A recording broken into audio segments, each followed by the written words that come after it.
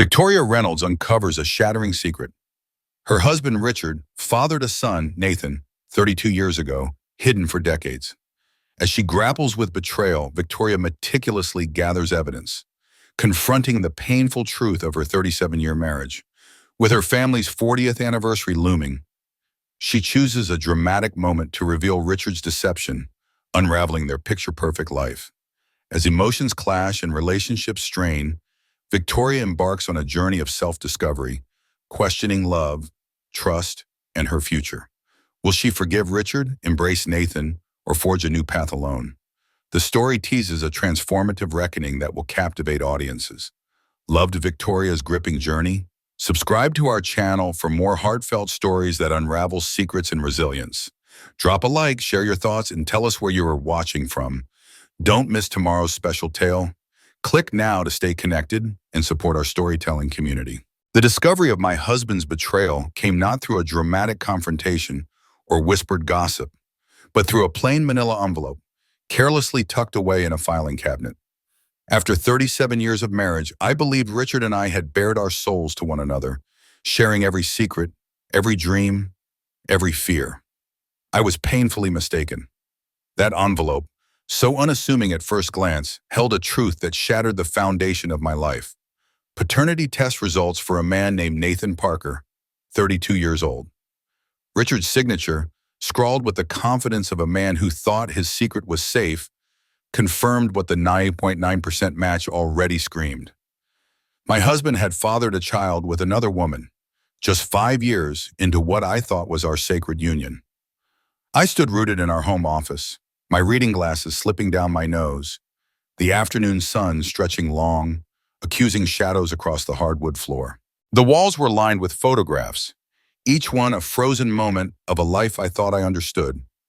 Our wedding day, Richard's arm around my waist as we laughed under a shower of rice, the births of our children, Jessica and Mark, their tiny faces scrunched in those first moments of life, family vacations filled with sunburns and sandy toes, college graduations where we beamed with pride.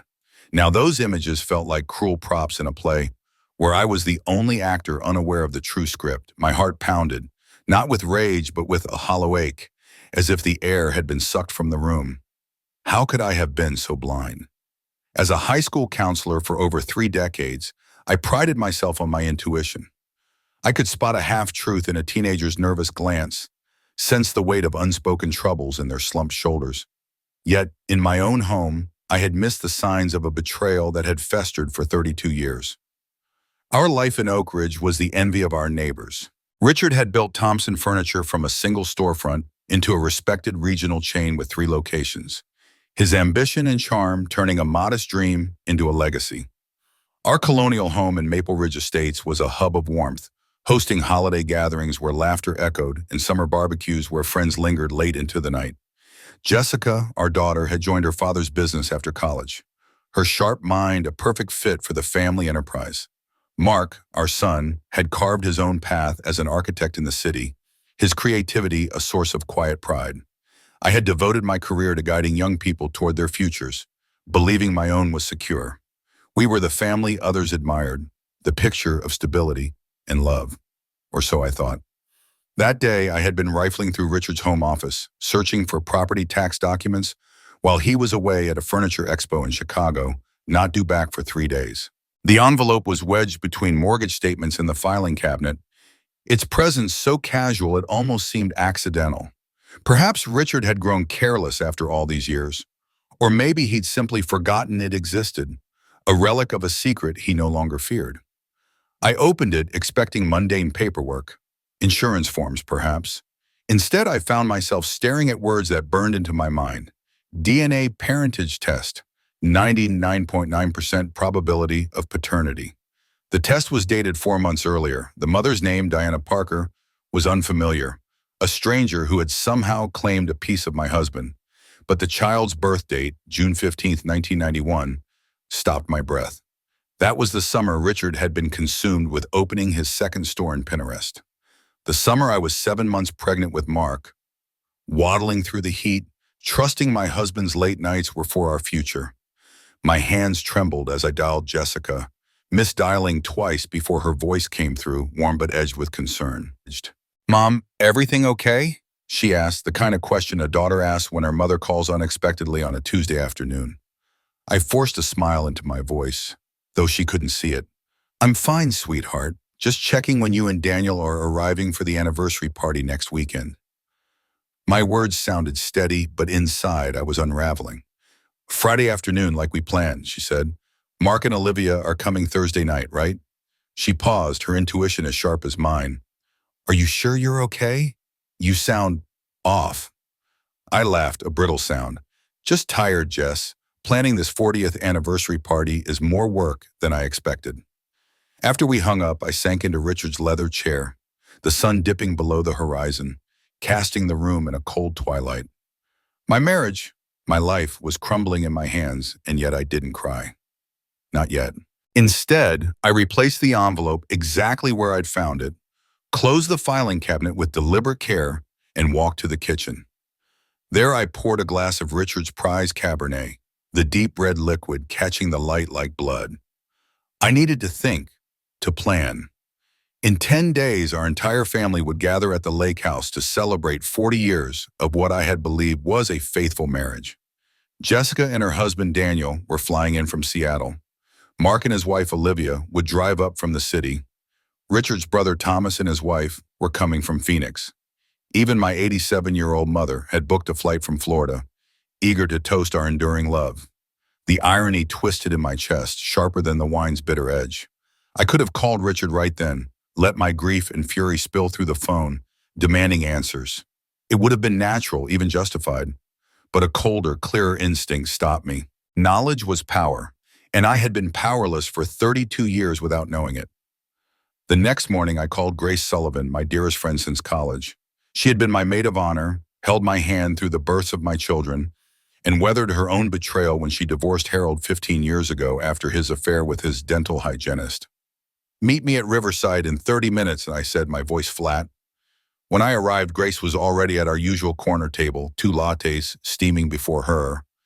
"Victoria Reynolds, you look like you've seen a ghost," she said, her bluntness a balm to my raw nerves. I placed the envelope on the table. Yes, I'd taken it after all, unable to leave it behind. "Richard has a son," I said, my voice hollow, as if the words belonged to someone else. "He's 32 years old." Grace's eyes widened, but she didn't interrupt. She opened the envelope, scanned the damning document, then folded her reading glasses and set them aside. "What are you going to do?" she asked, her voice steady but heavy with understanding. I traced the rim of my untouched latte, the warmth of the cup grounding me. "I don't know yet, but I'm not confronting him right away." Grace raised an eyebrow, but I pressed on. "The anniversary party is next weekend. I need information first. I need to understand what I'm dealing with." She studied me for a long moment, then nodded. "What do you need?" That afternoon, I sat in Grace's sunroom, her laptop open before me. Diana Parker was easy to find. She owned a small art gallery in Pinterest, the town where Richard had opened his second store in 1991. Her social media painted a portrait of an elegant woman, 54, with silver-streaked dark hair and a quiet confidence. Nathan Parker's profile was a gut punch.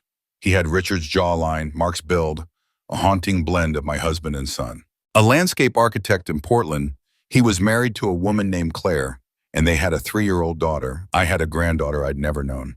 Scrolling through Nathan's life, his college graduation, his wedding, his daughter's first steps, felt like trespassing on a story that should have been mine.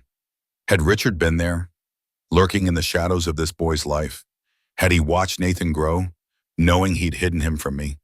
That night, alone in our king-size bed, I finally let the tears come. Not the loud, wrenching sobs of fresh heartbreak, but a quiet, bone-deep weeping for the decades I'd lost to a lie. I mourned the trust I'd given so freely, the love I'd poured into a marriage that was never what it seemed. The next morning, I called Howard Bennett, our family attorney of 20 years, who had handled everything from Richard's business contracts to our wills. "Victoria, what can I do for you today?" he asked warmly. "I need to meet with you privately," I said, my voice firm. "And Howard, I don't want Richard to know." 3 hours later, I sat in Howard's downtown office, the paternity test laid bare on his mahogany desk. I need to know my options, I said simply. Howard removed his glasses, pinching the bridge of his nose. Legally, you have grounds for divorce based on infidelity, but given the time that's passed, I cut him off. I'm not talking about divorce, not yet. I need to know where I stand financially if I choose that path. What I'm entitled to, what I could lose. Howard nodded, his expression grave. Richard's business has grown significantly during your marriage. As his wife, you're entitled to a substantial portion, regardless of your direct involvement. The house, investments, retirement accounts, these are marital assets. His face tightened as he continued. If Richard has made payments to this woman or her son over the years, that could be considered dissipation of marital assets. It would strengthen your position. I nodded, jotting notes in the small, leather-bound planner that had organized my life for years. I need you to do something for me, Howard. Discreetly. I need to know if Richard has been making payments to Diana Parker or Nathan Parker. And I need to know if there's any legal documentation, support agreements, acknowledgement of paternity before this test. Howard studied me, his eyes searching mine. Victoria, are you sure you want to proceed this way? Perhaps a direct conversation with Richard? I held up a hand, my voice steady despite the storm inside me. I've been in the dark for 32 years, Howard. I won't stay there a moment longer. My resolve held firm, a quiet strength anchoring me as I prepared to unravel the truth. Over the next 3 days, I transformed into a relentless investigator within the confines of my own marriage, piecing together a puzzle I hadn't known existed. I pored over our bank statements, tracing transactions back years, my heart sinking with each discovery. Regular transfers, $2,000 every month for the past 15 years, flowed to an account I didn't recognize. Before that, sporadic payments appeared quarterly, cleverly masked as business expenses but unmistakably child support. Each entry felt like a betrayal etched in numbers, a ledger of secrets Richard had kept from me. In his desk drawer, buried beneath papers, I found a safety deposit box key I'd never seen. At the bank, I learned the box had been opened 2 decades ago. Inside, I uncovered college fund statements in the name of Nathan Parker, insurance policies, and photographs that stole my breath. A smiling, dark-haired boy on a bicycle, a teenager in a cap and gown, a young man in hiking gear atop a mountain. Each image was a shard of glass, cutting deeper into the foundation of the life I thought I knew. Yet, amidst the pain, a strange calm settled over me. The initial shock had burned away, leaving behind a steely determination. I wasn't just collecting evidence. I was reclaiming my power, my right to know the truth. 2 days before Richard's return, I drove 40 minutes to Pinterest and parked across from Diana Parker's art gallery. Through the window, I saw her, elegant in a simple black dress, arranging a display with the grace of someone unaware of the storm brewing. She was the woman who had shared a secret with my husband for 30 years, a shadow in our marriage I'd never suspected. My hands gripped the steering wheel, knuckles white, but I didn't go inside. Confronting her felt premature, like stepping onto a stage before the curtain was ready to rise. Instead, I sat in my car, my mind racing with the weight of my decision. I wouldn't disrupt our upcoming anniversary celebration. I wouldn't confront Richard before our family gathered. No, after 30 years of living in the dark, I would choose the moment to let the truth flood in, and I would ensure every eye was on us when it did. When Richard returned from Chicago on Friday, he presented me with a delicate silver bracelet, his eyes warm with the familiarity of routine. I accepted it with a smile that felt foreign on my lips, a mask that concealed the turmoil within. He didn't notice the distance in my eyes, the way my heart recoiled even as I played the part of the devoted wife. In our 37 years together, I'd never been one for pretense, but now I was performing with a skill I didn't know I possessed. Everything set for next weekend? He asked, unpacking his suitcase with the same methodical precision I'd once found comforting. I sat on the edge of our bed, watching him move through routines that now felt like a stranger's habits. Almost, I replied, my voice steady. Jessica and Daniel arrived Friday, Mark and Olivia on Thursday. He nodded, hanging his suit jackets with care. Your mother still coming? Yes, I said. Thomas called to confirm he and Linda will be there too. Richard smiled, that warm, disarming smile that had once made my heart leap. 40 years, he marveled, shaking his head. Where did the time go, Vicky? The question ignited a fire in my chest. Where did it go? It went to clandestine meetings and hidden phone calls. It went to a son I never knew existed, a life Richard had built parallel to ours. It went to lies so carefully woven, they'd become the fabric of our marriage. But I swallowed the scream clawing at my throat and said, "It's hard to believe, isn't it?" That night, as Richard slept beside me, his breathing even and untroubled, I stared at the ceiling, my mind a whirl of memories. The trips we'd taken, Paris, the Grand Canyon, quiet beaches at sunset, Christmas mornings with our children, their laughter filling the house, evenings on our back porch, watching fireflies dance in the summer air. Had he been thinking of his other family during those moments? Had he carried Nathan's milestones, his graduations, his triumphs, in his heart while celebrating ours? The questions gnawed at me, each one a fresh wound. The next morning, while Richard was at the store, Howard called, his voice hushed but urgent. "Victoria, I have the information you requested." I sat at the kitchen table, notepad in hand, bracing myself. "Go ahead." He detailed a legal agreement from 32 years ago, drawn up by a Pine Arrest lawyer. Richard had committed to monthly payments until Nathan turned 18, plus college expenses.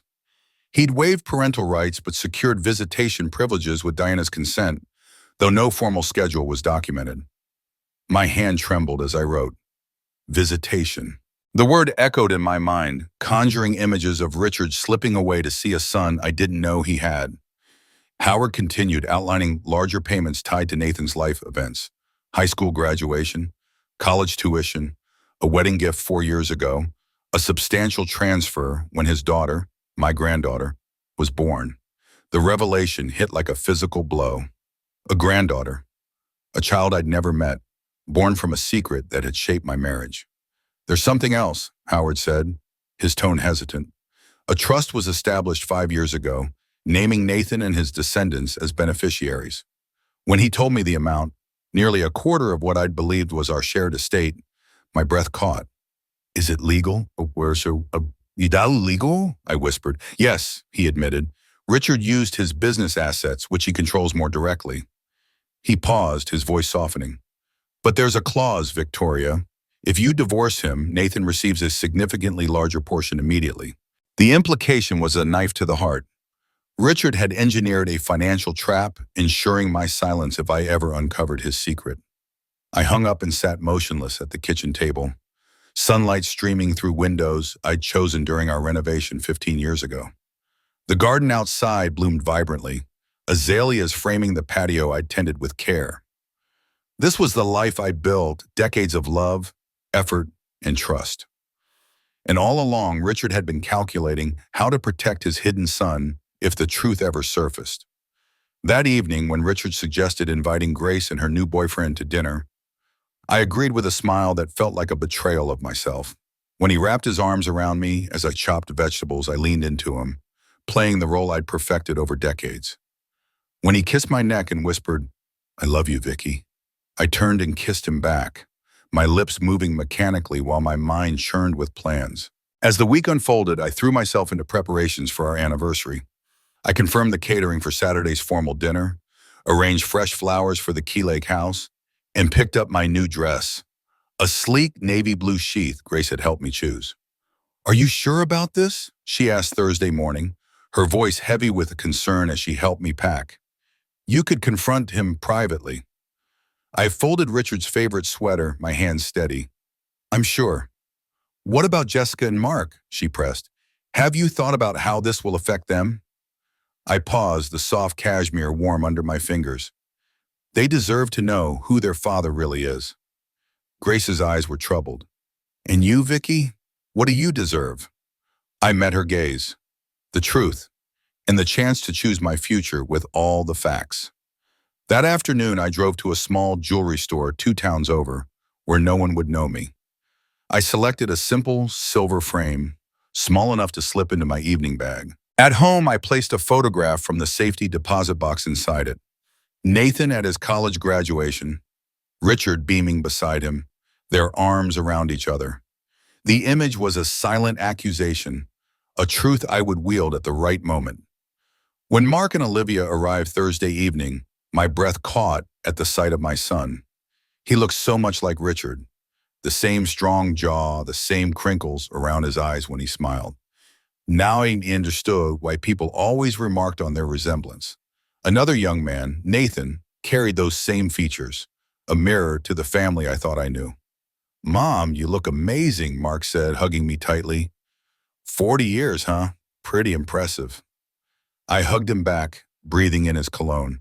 Very impressive, I agreed, meeting Richard's eyes over his shoulder. His smile was warm, trusting, the face I'd loved for nearly 4 decades. That night, as our family gathered in our home, the house filled with laughter and familiar voices, I sat at my vanity, studying my reflection. At 62, I still saw myself. Silver-streaked hair, laugh lines, the scar on my chin from a childhood fall. But behind my eyes was a new woman, one forged in the fire of betrayal and resolve. I was no longer the wife who accepted half-truths. The next morning, we drove to Cedar Lake in 2 cars, Richard, Mark, Olivia, and me in one, Jessica and Daniel following behind. The lake house awaited, the stage for a celebration that would become something else entirely. As the car hummed along, I clutched my evening bag, the silver frame inside it a quiet promise. The truth was coming, and I would decide when and how it broke free. The cabin had been a cornerstone of Richard's family for generations, a rustic retreat nestled by Cedar Lake that we'd lovingly transformed over decades. Every summer, when our children were young, we'd pile into the car and make the pilgrimage to this haven, slowly turning the creaky, weathered structure into a cozy weekend sanctuary. As we arrived this time, unloading bags and breathing in the familiar scent of pine and lake water, Jessica caught me on the porch, her brow furrowed with concern. "Mom, you okay? You seem off." Her voice was soft, laced with the kind of intuition only a daughter could have. I brushed a strand of hair from her face, her eyes, my eyes, searching mine, her father's stubborn chin set with quiet worry. My heart ached at the sight of her, so grown, yet still my little girl.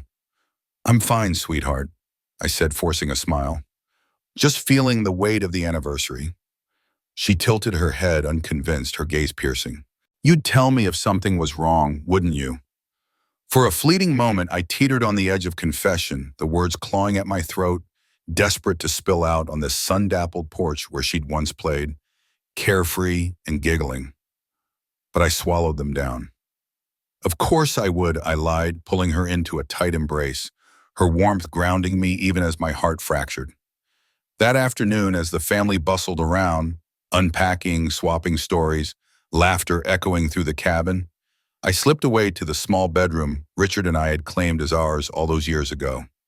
My hands trembled as I tucked the silver frame into the drawer of my bedside table, its weight heavier than its size suggested.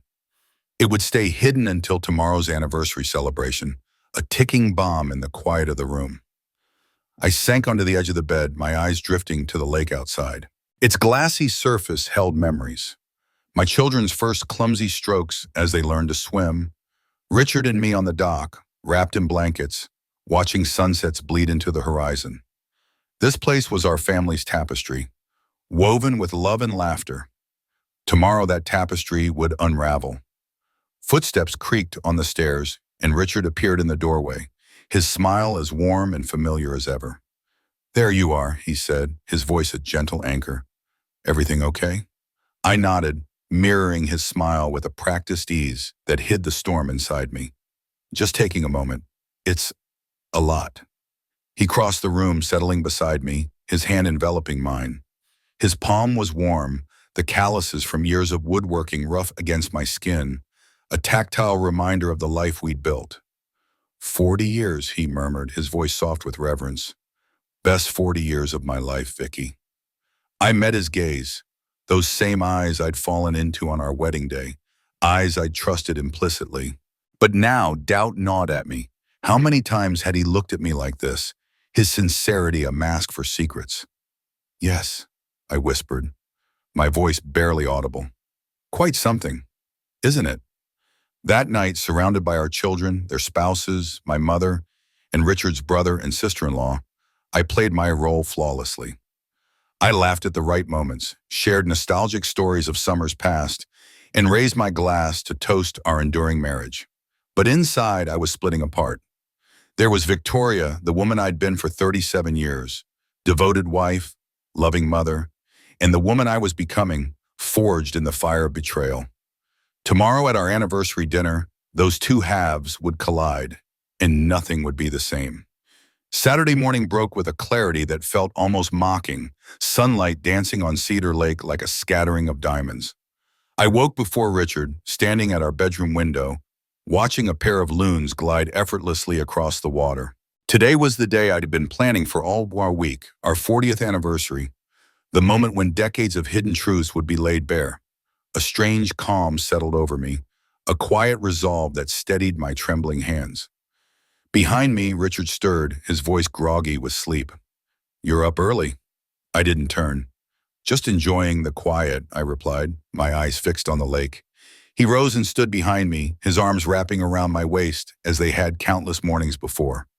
I leaned back against his chest, memorizing the warmth, the familiarity, knowing it might be the last time.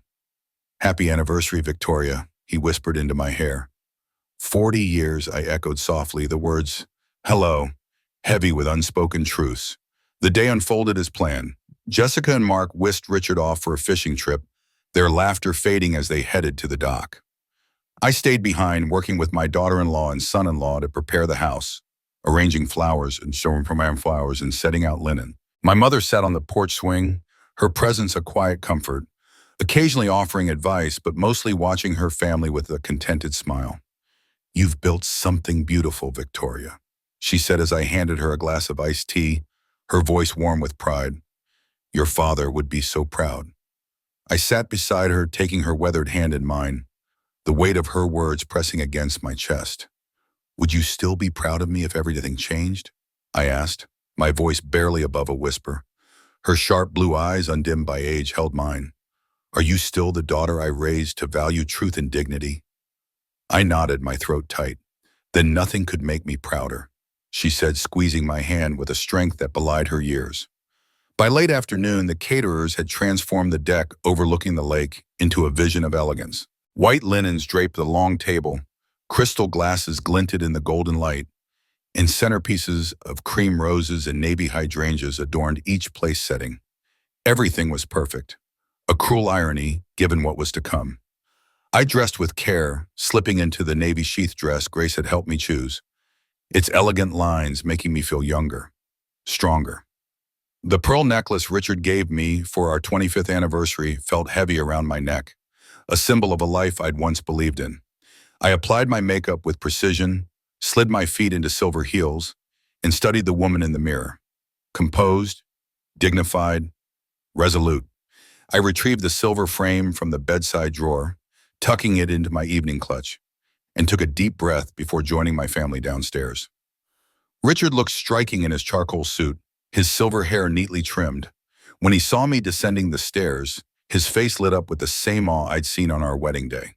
"You take my breath away," he said, taking my hand as I reached him. Our family gathered around, Jessica snapping photos, Thomas raising a glass in a spontaneous toast. "To Richard and Victoria," he called, "showing us all how it's done for 40 incredible years." Cheers erupted, and I smiled, sipping my champagne, the cold liquid a stark contrast to the fire in my chest. The evening was flawless, the sunset painting the lake in hues of crimson and gold as we sat around the elegantly set table. Candles flickered in the breeze, the catered meal was exquisite, and conversation flowed effortlessly, punctuated by laughter and the clink of glasses. After the main course, Richard stood, champagne flute in hand, the moment I'd both dreaded and anticipated. "I'd like to make a toast," he said, his voice warm as he looked around the table. 40 years ago today, I married the most beautiful, kind, intelligent woman I've ever known. He turned to me, his eyes soft with what seemed like genuine love. "Victoria, you've given me everything. A wonderful family, a partner in life's adventures, a home filled with love." Our children smiled, tears in their eyes. My mother dabbed at hers with a napkin. "These 40 years have been the greatest gift of my life," Richard continued, his voice thick with emotion. And I want to thank you in front of everyone who matters for being the perfect wife, mother, and partner. As glasses were raised, something inside me shifted. The perfect wife, the perfect mother, a role I'd played without ever knowing half the script was hidden. Richard sat, squeezing my hand under the table. I squeezed back, then rose, my own flute in hand. I'd like to say something, too, I said, my voice steadier than I'd expected.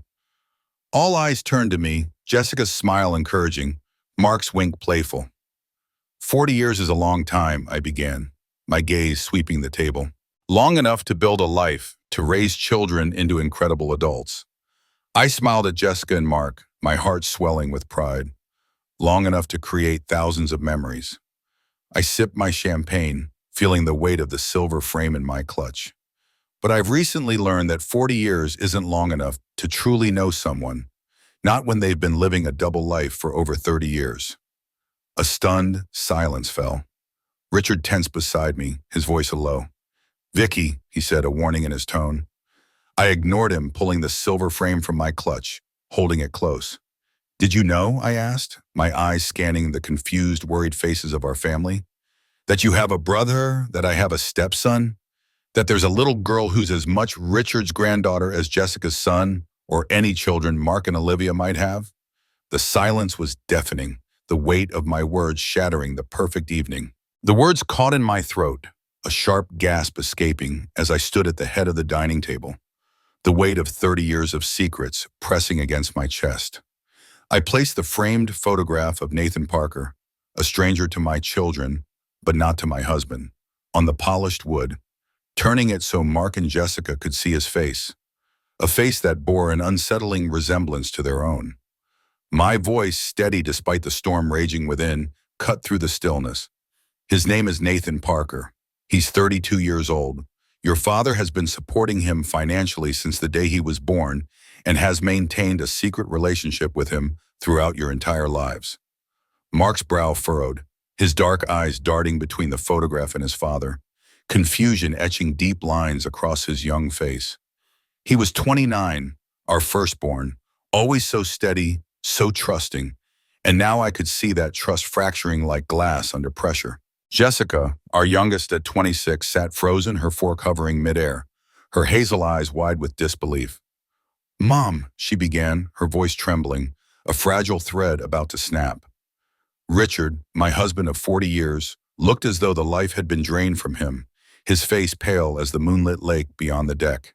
"Victoria, please," he whispered, his voice barely audible, a plea laced with desperation. But I was done with pleas, done with the charade. "Please what, Richard?" I said, my tone calm but unyielding, each word a deliberate step toward the truth. "Please don't tell our children the truth? Please keep pretending our marriage hasn't been built on a foundation of lies?" I had found the paternity test 10 days ago, tucked away in a locked drawer in his study while he was away in Chicago. I had uncovered the safety deposit box, its contents a gallery of secrets. Photographs of a boy growing into a man, a trust fund meticulously set up to ensure my silence should I ever stumble upon the truth. The silence around the table was deafening now, as if the world itself held its breath.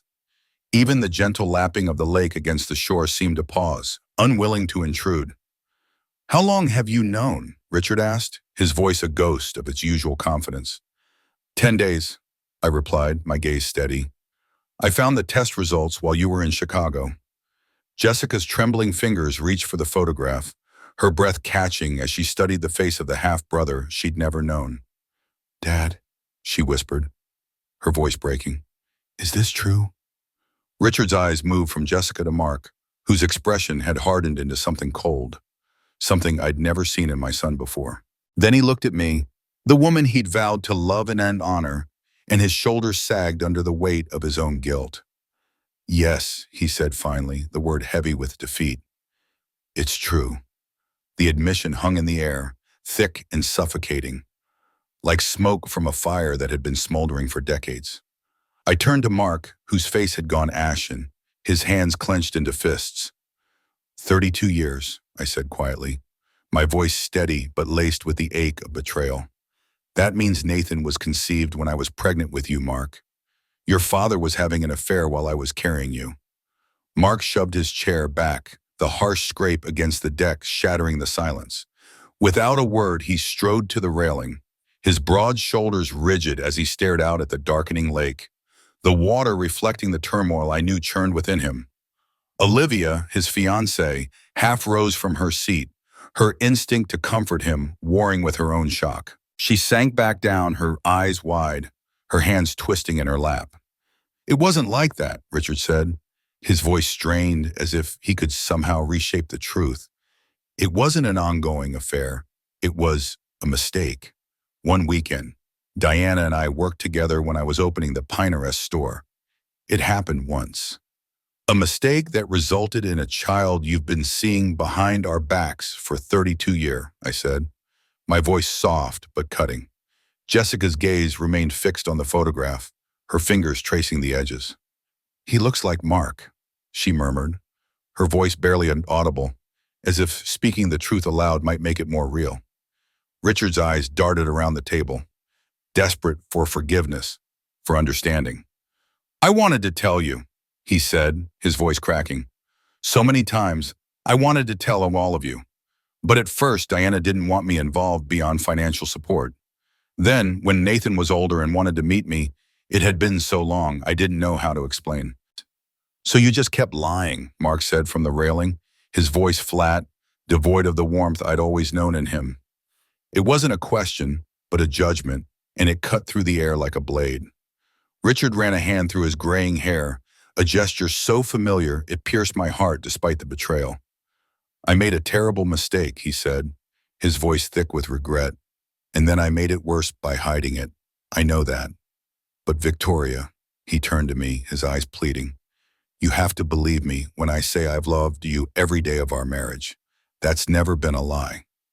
I looked at him, this man I'd loved for 4 decades, this stranger whose secrets had unraveled everything I thought I knew. A strange clarity settled over me, like the first breath after being underwater too long. I believe you think that's true, I said quietly. But love without honesty isn't really love at all, is it? The rest of the evening blurred into a haze of pain and silence. The caterers had prepared an elegant replica of our wedding cake, a symbol of a marriage now tainted, and it sat untouched on the table. Jessica and her husband, Daniel, retreated to their room, their footsteps heavy with the weight of what they'd learned. Olivia finally coaxed Mark inside, her gentle hand on his arm, a small act of love in the midst of chaos. My mother, ever the pillar of strength, squeezed my hand before Thomas and Linda helped her to her room. Richard and I were left alone on the deck, the candles flickering low, the lake waters whispering secrets of their own. What happens now, he asked, his voice hollow, as if he already knew the answer but feared it all the same. I looked at him in the dim light, the man I'd built a life with, the man who had lied to me for 3 decades. I don't know, I answered honestly. But whatever happens next, it will be my choice, not yours. I stood, gathering my clutch, leaving the photograph on the table between us, a silent testament to the truth that now stood as a barrier between us. As I walked toward the house, a strange lightness settled over me, as if a weight I hadn't known I was carrying had finally lifted. For the first time in 10 days, perhaps in 30 years, I was walking in complete truth, and despite the pain, it felt like freedom. The next morning dawned gray, the lake shrouded in mist that mirrored the heavy silence within the house. I'd spent the night in the small guest room at the end of the hall, the creak of floorboards telling me that sleep had eluded the rest of the family as well. I rose early, dressing in simple slacks and a sweater, and made my way downstairs. To my surprise, my mother was already in the kitchen, methodically measuring coffee grounds with the precision of someone who'd faced countless storms and emerged unbroken. Good morning, she said quietly as if it were any other day. I leaned against the counter beside her. Did you sleep? At my age, sleep is a luxury, even on good nights, she replied, starting the coffee maker. We stood in silence as it gurgled and hissed, the sound a small comfort in the midst of chaos. She turned to me, her eyes sharp and kind. You handled yourself with dignity last night. Your father would have been proud. Her words brought unexpected tears to my eyes, a lump rising in my throat. Thank you, I whispered. She squeezed my hand, her grip firm despite her age. What happens next is your decision, Victoria. But remember, you're 62, not 90. There's still plenty of life ahead, whatever you choose. The family emerged slowly, drawn by the scent of coffee and the necessity of facing one another after the previous night's revelations. Jessica appeared first, her eyes red-rimmed but her chin set in a determined line that reminded me so much of her father. She poured herself a cup of coffee and sat beside me at the kitchen table. "Have you known all along about—" She hesitated, unable to say his name. "Nathan," I supplied gently. "No, I found out 10 days ago, just before your father returned from Chicago." She nodded slowly, her fingers tightening around her mug. "And you waited until last night to confront him. Why?" I took a careful sip of my coffee, letting the warmth ground me. "Because I needed to understand exactly what I was dealing with first. And because, after 30 years of being kept in the dark, I wanted to choose the moment when everything came to light." "Are you going to leave Dad?" she asked bluntly, her eyes searching mine. I met her gaze steadily. "I don't know yet." By mid-morning, the house had taken on the hushed atmosphere of a wake. Thomas and Linda announced they'd be leaving early, their goodbyes awkward and stilted as they fled the tension. Jessica and Daniel retreated to the dock, their heads bent in quiet conversation. Mark had barely emerged from his room, accepting the coffee Olivia brought him with a curt nod. Richard had made himself scarce, though I'd glimpsed him through the window, walking alone along the lakeshore, his shoulders hunched against the brisk spring wind. Around noon, as I helped my mother pack her things, she'd decided to leave with Thomas and Linda, I heard a car crunching on the gravel driveway. Looking out the window, I saw Grace, my oldest friend, step out of her sedan, her face etched with concern. I met her on the porch and she hugged me tightly. "I've been calling you," she said. "When you didn't answer, I got worried. I realized my phone had been off since before dinner. I'm sorry, it's been intense." She studied my face, her eyes knowing. "You told them," I nodded. "About as well as you'd expect." She followed me inside, her presence a steady anchor in the storm. By early afternoon, the house had emptied further. My mother left with Thomas and Linda. Jessica and Daniel announced they'd returned to town, Jessica unable to meet her father's eyes, Daniel visibly relieved to escape. Only Mark and Olivia remained, Mark finally emerging to sit silently on the deck, staring at the lake with an expression that mirrored his father's: grief, guilt, and something harder to name. I found Richard in our bedroom, meticulously folding clothes into his suitcase, each movement deliberate, as if he could pack away the pain. "You're leaving?" I asked from the doorway. He looked up, his face drawn with exhaustion and sorrow.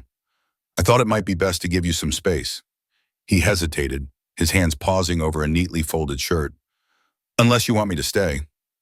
I considered the question, weighing the decades of love against the decades of lies. "I think space would be good for both of us," I said finally. He nodded, returning to his packing with mechanical precision. "Victoria," he began, then stopped, struggling for words. "I know sorry isn't enough, not nearly enough, but I am sorry more than I can ever say." I stood in the dimly lit bedroom of our lake house, watching Richard, the man I'd shared 4 decades of my life with, as he folded a shirt with the same meticulous care he'd always shown. His familiar gestures, his slight frown of concentration, the way his fingers smoothed the fabric, were etched into my memory, as intimate as my own heartbeat. Yet, as I stood there, a storm of emotions churned within me, a searing anger that burned my throat, a grief so heavy it threatened to pull me under, and a sharp sting of betrayal that cut deeper than I could have imagined.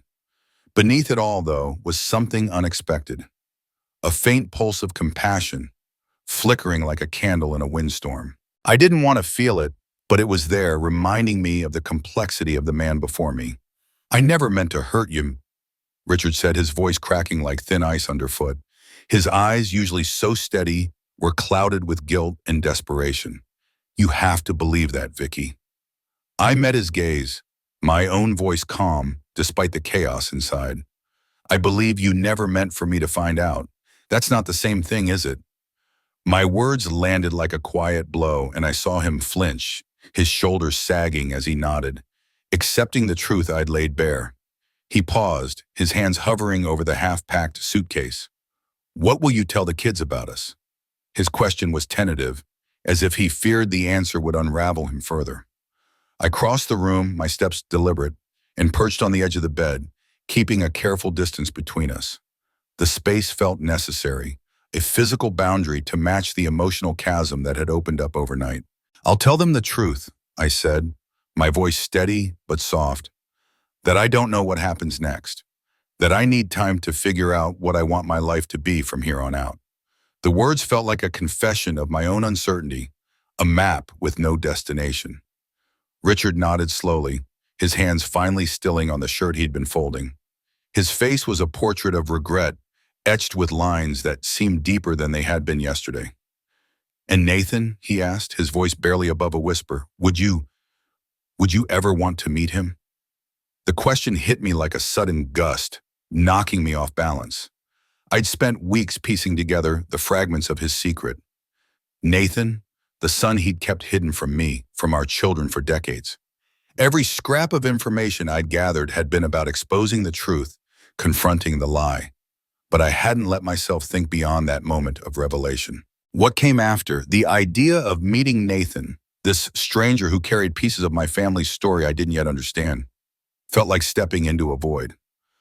I don't know, I admitted, my voice raw with honesty. He's not to blame for any of this, but he's a stranger to me. Richard's eyes softened, and a small, sad smile tugged at his lips. He's a good man, Vicky, kind, thoughtful, talented. He designs these incredible outdoor spaces, gardens, parks, places that make people feel alive. His voice grew quieter, almost reverent. He has Jessica's laugh, you know, and your eyes. The words were a bridge I wasn't ready to cross, and I stood abruptly, my heart clenching at the image they conjured. I need to check on Mark, I said, my tone clipped. He's taking this hard. It was an excuse, a way to escape the intimacy of Richard's words, the way they threatened to pull me into a place I wasn't ready to go. Richard nodded, his expression resigned but understanding. Of course, he said, and I felt his gaze linger as I turned away. I paused at the doorway, something compelling me to look back. When did you start seeing him? Nathan, I mean. You said Diana didn't want you involved at first. He sank onto the bed, the weight of the question pulling him down. He was 14, he said, his voice heavy with regret. Diana finally told him about me, and he wanted to meet. We started small, lunch once a month, then it grew to birthdays, his high school graduation, college. I missed so much of his childhood, Vicky. I was trying to make up for it. His eyes met mine, raw and unguarded. I know I messed up, I know. While keeping him a secret from your other children, I said, my voice sharp but controlled. From me. He didn't look away. Yes, he said simply. No excuses, no justifications. Just the stark truth of his choices laid bare. I gave a single nod, then turned and left him to his packing, the sound of my footsteps echoing in the quiet house. Outside, I found Mark where I'd expected, standing alone on the deck, his gaze fixed on the lake's glassy surface. The spring air was crisp, carrying the scent of pine and water, but Mark seemed oblivious to it, lost in his own storm. Olivia, his wife, had given him space, sensing his need for solitude. I settled into the chair beside him, offering my presence without words, hoping he'd feel the quiet strength of it. After a long silence, he spoke, his voice flat and distant. When I was in high school, Dad missed my regional swimming championship, said he had a business conference in Portland. He didn't look at me, his eyes still locked on the water. Now I wonder if he was at Nathan's graduation instead. The words pierced me, not just for their truth, but for the pain they carried.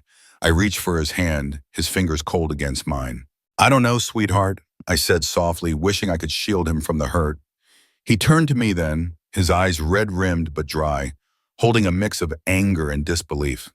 How are you so calm, Mom? He betrayed us, all of us. He's been lying our whole lives. I squeezed his hand, searching for words to explain the unexplainable. Being angry takes energy I don't have right now, I said. I need it for other things, like figuring out what I want next. It was the truth, but it felt fragile, like a promise I wasn't sure I could keep. Are you going to divorce him? The question hung between us, heavy in the cool air. Mark's jaw was tight, his eyes searching mine for an answer I didn't have. I don't know, I said honestly. 40 years is a long time to walk away from without thinking it through. The weight of those years pressed against me, memories of laughter, shared dreams, and quiet moments that had built a life together. Could they be erased by one devastating lie? Mark's expression hardened, but his voice softened. If Dad left, would you be okay? Financially, I mean. The question caught me off guard, his protectiveness both touching and surprising. Yes, I said, a faint smile breaking through. Your father's been many things, but reckless with money isn't one of them. The house is paid off, and we've got retirement accounts, investments. I'd be fine. He nodded, relief flickering across his face. Good, because if you want to leave, Olivia and I want you to know you can stay with us. We've got the spare room. Tears stung my eyes at his offer, at the fierce love behind it. Thank you, sweetheart, I said, my voice thick. But whatever happens, I'll be okay. By late afternoon, Richard had finished packing his car. He stood in the driveway, looking out of place in the space that had once been ours. Mark was loading my suitcases into his SUV, his movements deliberate, his insistence on driving me home a quiet act of defiance against his father. Richard approached me, his hands fidgeting. I'll be at the Renaissance downtown for a few days, he said, his voice low, until we figure things out. He hesitated, searching my face. Will you call me when you're ready to talk? I nodded, my composure a fragile mask I'd worn since the truth came crashing down. Yes, I said, but I don't know when that'll be. He moved as if to hug me, then stopped, shoving his hands into his pockets instead. I understand. Take all the time you need. His gaze drifted to Mark, who was rearranging bags with unnecessary focus. Tell Mark I'm sorry, that I want to talk when he's ready. I will, I said, and he nodded, climbing into his car. The gravel crunched under his tires as he drove away, his taillights fading into the dusk. I stood there feeling hollow, as if a piece of me had vanished with him. Grace appeared beside me, her hand gentle on my arm. Do you want me to stay with you for a few days? I can reschedule my appointments. I shook my head, grateful but resolute. Thank you, but I need to be alone for a bit, to think. Call me any time, she said, her voice firm, day or night. Before leaving, I wandered through the lake house one last time, my fingers brushing over familiar surfaces, the worn arm of the couch, the smooth wood of the dining table. In the living room, I stopped before the framed photo from our 25th anniversary. Richard and I stood at the center, Jessica and Mark beaming beside us, our smiles frozen in a moment that now felt like a lie. I lifted the frame from the wall and placed it face down in a drawer. Unable to look at it, but unwilling to destroy it. The drive home with Mark and Olivia was quiet, each of us lost in our own thoughts. When we reached the house, the home Richard and I had built over 28 years, Mark insisted on coming inside, checking every room as if his father might be lurking in the shadows. I'm fine, sweetheart, I said, forcing a smile. Really? He frowned, unconvinced. You'll call if you need anything. Promise? I hugged him tightly, drawing strength from his solid presence. I promise. After they left, I wandered through the house, the silence heavy and unfamiliar. Everything was as I'd left it 2 days ago. Groceries in the fridge, mail on the counter, but it felt like a stranger's home. In the kitchen, I opened the refrigerator, staring at the food I'd bought for a weekend that now seemed like a lifetime ago. The thought of eating made my stomach churn, so I poured a glass of wine and carried it to the sunroom, my sanctuary of plants and light. Night had fallen, and the darkness outside mirrored the uncertainty within me. I sank into a chair, sipping my wine, trying to piece together the fragments of my life. Divorce felt like the obvious choice, the righteous response to such a betrayal. But at 62, starting over was daunting, and despite everything, 4 decades of shared history with Richard, moments of joy, struggle, and quiet love, couldn't be erased so easily. My phone buzzed, pulling me from my thoughts. A text from Jessica. Just checking you got home safe. Love you, Mom. I smiled faintly, typing back, safe and sound. Love you too. Another buzz, this time from Mark. Call if you need anything. Anything at all. I was responding when a third message appeared from Richard. I know you need space. Just wanted to say I'm sorry again. I smiled faintly, typing back, safe and sound. Love you too. Another buzz, this time from Mark. Call if you need anything. Anything at all. I was responding when a third message appeared from Richard. I know you need space. Just wanted to say I'm sorry again. for everything. I set the phone down, leaving the messages unanswered, and turned back to the darkness outside. The next few days passed in a strange limbo. I moved through my routines, watering plants, sorting mail, paying bills, but the house felt like a shell, both mine and not mine. Richard texted once a day, his messages simple but heavy. Thinking of you. Hope you're okay. Here when you're ready. I read them but didn't reply, needing the space to untangle my thoughts.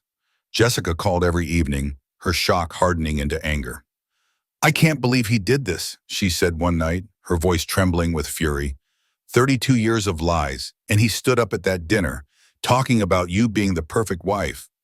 Her words stung, a reminder of the public facade Richard had maintained. It's complicated, Jess, I said, surprised by my own need to soften her anger. It's not black and white. It's wrong, Mom, she shot back. Period. Mark's anger was quieter but no less intense. He'd withdrawn, his calls brief, his words careful but laced with pain. I could feel his struggle, his sense of betrayal cutting deep. As for me, I was caught between the life I'd known and the unknown path ahead. Each step a question I wasn't ready to answer. The weight of Richard's betrayal clung to me like a shadow, heavy and unyielding. For days, I had avoided his calls and texts, letting them pile up unanswered, each one a fresh reminder of the life he'd hidden from me. My silence wasn't just defiance, it was survival, a way to shield myself from the storm of emotions threatening to pull me under. Instead, I turned inward, speaking only to my father, whose steady voice over the phone offered the only anchor I could trust in this sea of uncertainty. Grace, my oldest friend, became my lifeline. She showed up almost daily, her arms laden with homemade meals, casseroles, soups, things I barely touched, though her thoughtfulness warmed me more than the food ever could. Her presence was a quiet comfort, her gentle questions a safe harbor. On the fourth day, we sat together on my back patio, the late afternoon sun casting long shadows across the yard. A hummingbird darted between the feeders I'd hung years ago, its wings a blur of motion, and I envied its fleeting, carefree existence. Have you decided what you want to do? Grace asked, her voice soft but probing, her eyes searching mine for answers I didn't yet have. I sighed, the sound heavy with exhaustion and indecision. I'm trying to figure it out step by step, I said, my gaze fixed on the hummingbird as it hovered, oblivious to my unraveling world. I've talked to Howard about my finances, what I'd need to do to protect myself. I've even looked into divorce, what it would mean at this point in my life, splitting assets, starting over. My voice faltered, and I turned to meet her eyes, feeling the weight of my own uncertainty. But I haven't decided, not yet. Grace nodded, her expression thoughtful, her silence encouraging me to go on. Then she asked, and what about Nathan, Richard's other son? The question hit like a physical blow, tightening my chest, stealing my breath for a moment. Nathan Parker, the name alone stirred a visceral reaction, a mix of anger, curiosity, and something deeper, something I wasn't ready to name. What about him? I replied, my voice sharper than I intended. Are you curious about who he is? About the life Richard's had with him? The truth was, I hadn't let myself think too deeply about Nathan. It was easier to focus on Richard's lies, on the betrayal that had shattered the foundation of our marriage, than to confront the reality of a young man who shared my children's blood, but none of their memories. Nathan was a stranger, yet he was tied to me in a way I couldn't ignore. I don't know, I admitted, my voice softening as the truth spilled out. Part of me wants to pretend he doesn't exist, to shut the door on that whole mess. But another part, I hesitated, the words catching in my throat. Another part can't help but wonder. Grace leaned forward, her eyes kind but piercing. He's your children's half-brother, Vicky, your grandchild's uncle. That makes him something to you, even if you don't know what yet. I nodded, reluctant to admit how much her words resonated. Nathan wasn't just Richard's secret. He was a piece of my family's story, whether I liked it or not. Grace's expression softened, but there was a challenge in her gaze. Vicky, you know I'll support whatever you choose to do about Richard, but can I offer one piece of advice? Of course, I said, bracing myself. Don't rush into anything you can't take back, she said. You are still reeling from this. Give yourself time to process, to see every side of it. Her voice was steady, grounding, and I managed a faint smile. That's very rational advice, I said, a hint of humor breaking through my fog of emotions. Grace's lips quirked into a wry smile. Well, one of us has to be. You've been through hell. The next morning, something shifted. I woke with a clarity I hadn't felt in days, a sense of purpose cutting through the haze of uncertainty. After a week of drifting through my own life like a ghost, I knew what I needed to do next. I showered with care, letting the hot water wash away some of the heaviness. I chose my outfit deliberately, tailored slacks, a soft blue blouse that brought out the color in my eyes, minimal jewelry to keep it simple but elegant. A touch of makeup revived my pale face, and I studied my reflection, searching for the woman I used to be. Then I got in my car and drove to Pinterest. Diana Parker's gallery sat on a charming street in the historic downtown. Its window display a cascade of blown glass sculptures that caught the late morning light, scattering rainbows across the sidewalk. A small sign declared the gallery open, and my heart pounded as I pushed through the door, the bell above it chiming softly to announce my arrival. The space was empty, save for a woman arranging a display case at the back. She looked up, her professional smile warm but impersonal. "Good morning," she said. "Feel free to look around. Let me know if you have any questions." Diana Parker was striking at 54, her dark hair streaked with silver, her slender frame draped in a simple black dress that exuded quiet confidence. She didn't know me, I realized. No flicker of recognition crossed her face as she met my gaze. I moved deeper into the gallery, pretending to study a collection of ceramic vases while I gathered my courage. My hands trembled slightly, my pulse a steady drumbeat in my ears. Finally, I turned to face her. "I'm Victoria Reynolds," I said, my voice steady despite the storm inside me. Her expression shifted in an instant. Shock, then a weary resignation. "Victoria," she echoed, her voice barely above a whisper. "Richard's wife." I nodded, holding her gaze. "I think we're long overdue for a conversation, don't you?" Diana glanced toward the door, as if weighing her options, then seemed to steel herself. "Yes, I suppose we are." She moved to the front of the gallery, flipped the sign to closed, and locked the door. "There's a small office in the back. We can talk there." I followed her through the gallery, past shelves of delicate art, to a tidy office with 2 chairs and a small desk. She gestured for me to sit, then took the chair opposite, her posture rigid with tension. "Richard called me," she said after a moment.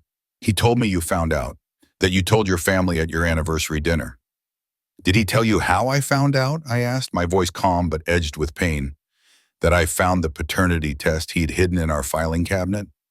Diana winced, a fleeting crack in her composure. "Yes, he mentioned that." Silence stretched between us, heavy with the weight of a shared betrayal neither of us had chosen. 2 women, strangers, bound by a man who had deceived us both. "How much do you know?" Diana asked finally. "About Nathan and Richard, I mean." "I know Richard's been paying child support since Nathan was born," I said, my voice steady. "I know he started seeing Nathan when he was 14. Lunches, phone calls, occasional visits. I know about the regular payments, the larger sums for special occasions. The trust fund." I met her gaze, unflinching. "What I don't know is whether you and Richard continued your relationship after Nathan was conceived." Diana shook her head firmly, her eyes meeting mine without hesitation. "No, never. It was one weekend, Victoria. A terrible mistake we both regretted the moment it was over." She sighed, running a hand through her silver-streaked hair, her expression heavy with memory. "I was 22, young and foolish. Richard was successful, charming, magnetic. He told me he was married, that he had a daughter and another child on the way, but he seemed so lost, so alone. I let myself believe that justified it." My voice remained calm, though anger simmered beneath the surface. "Nothing justifies it." "You're right," she said without hesitation, her tone raw with honesty. "I'm not proud of it, but Nathan—" Her face softened, a flicker of maternal pride breaking through. "Nathan was the one good thing that came from that mistake." I studied her, searching for any hint of deceit, but found only a weary sincerity. "Why tell Richard about the pregnancy at all?" I asked. the question that had haunted me since I'd uncovered the truth. Why not handle it on your own? Diana looked surprised, as if the answer was obvious. Because Nathan deserved to know his father, and Richard had a right to know he had a son. She leaned forward slightly, her voice earnest. Victoria, I never wanted to disrupt your family. I only asked for basic support. But when Nathan started asking about his father, I couldn't lie to him. So Richard lied to us instead, I said, a bitter edge creeping into my voice. Yes, Diana admitted quietly. That was his choice, not mine. Another silence settled between us, less tense now, but still heavy with 3 decades of secrets. What's he like? I asked, surprising myself with the question. Nathan, I mean. Diana's face lit up, her love for her son unmistakable. He's wonderful, kind, creative, driven. He runs his own landscape architecture firm now, designing gardens and public spaces that are just breathtaking. She hesitated, then added softly, he babies. He has Richard's eye for design, and his smile. The comparison stung, a sharp reminder of the connection I couldn't escape. Does he know about me? I asked. About Jessica and Mark? Yes, Diana said, her voice gentle.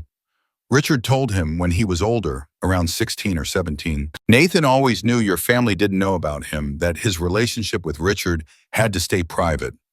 Private, I repeated, the word bitter on my tongue. Such a polite way to say secret. Diana didn't shy away from my anger. You have every right to feel that way, Victoria. What Richard did, keeping Nathan hidden from you and your children, was wrong. I told him so, over and over, for years. And yet you went along with it, I said, my voice steady but pointed. For Nathan's sake, she replied firmly. He needed his father, even if it was just for occasional lunches or phone calls. I let that sink in, trying to imagine Nathan's life, knowing his father had another family, one that didn't know he existed. What a lonely, complicated place that must have been. Does he want to meet us? I asked, the question slipping out before I could stop it. Jessica, Mark, and me, I mean. Diana's expression grew cautious, thoughtful. Nathan's always been curious about his half-siblings, but he'd never want to cause pain or disrupt your lives. As for meeting you, I think he'd be open to it if it's something you wanted, but he'd understand if you didn't. I nodded slowly, absorbing her words, the weight of possibilities settling over me. Thank you for being honest, I said, my voice softer now. Diana offered a slightly tentative smile. After 32 years of secrets, it's the least I can offer. As I stood to leave, she reached for a business card on her desk and scribbled something on the back. This is Nathan's number, she said, holding it out to me. If you ever want to reach out to him, no pressure either way. I hesitated, then took the card, slipping it into my purse without looking at it. Goodbye, Diana. Goodbye, Victoria, she said, her voice heavy with sincerity. And I'm truly sorry for everything. As I drove home from Pinterest, my mind replayed the conversation. Each word a thread in the tangled web of my life. The card in my purse felt like both a burden and a possibility, a choice I wasn't ready to make. Parker wasn't what I'd pictured in my mind. I'd braced myself for a cunning seductress or a resentful woman scorned, but instead, I found a person who carried the weight of a decades-old mistake with quiet dignity. She was just a woman who'd stumbled long ago and had been navigating the fallout ever since, her life shaped by choices she couldn't undo. As I sat across from her, the business card she'd given me, with Nathan's number scrawled on it, seemed to pulse like a living thing in my purse.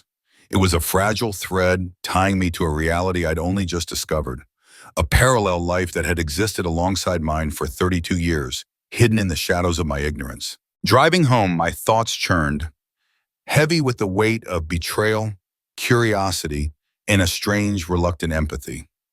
By the time I pulled into the driveway, my heart had settled on a path forward. I pulled out my phone and texted Richard. I'm ready to talk tomorrow, 2 p.m. I'm at the house. His reply was instant, almost desperate. I'll be there. Thank you, Vicky.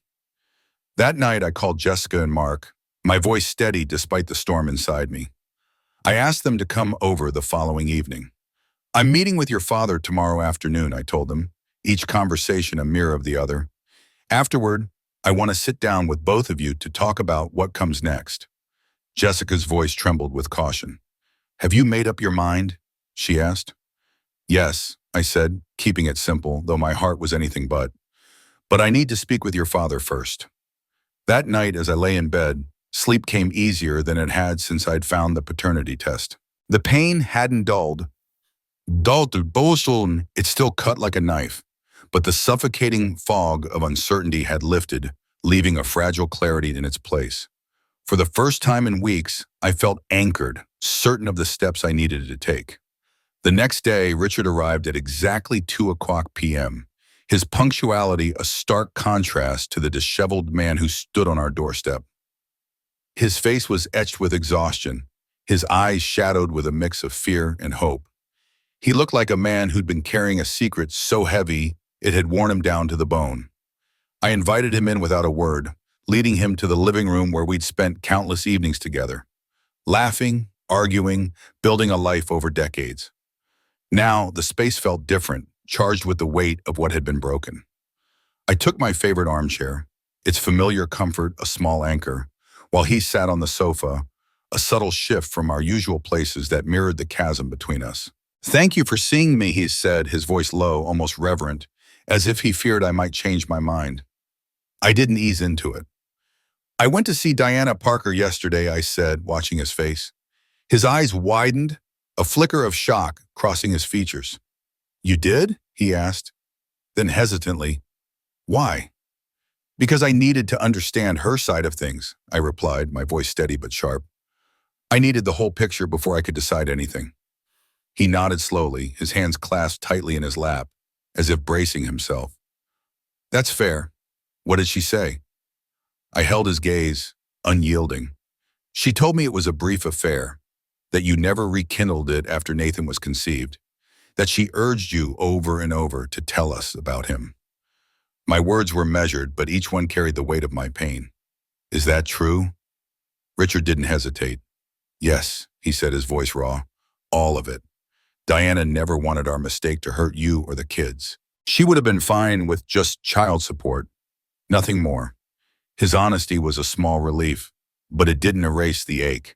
But you wanted a relationship with Nathan, I pressed. He looked down, shame flickering in his eyes. Not at first, he admitted, his voice barely above a whisper.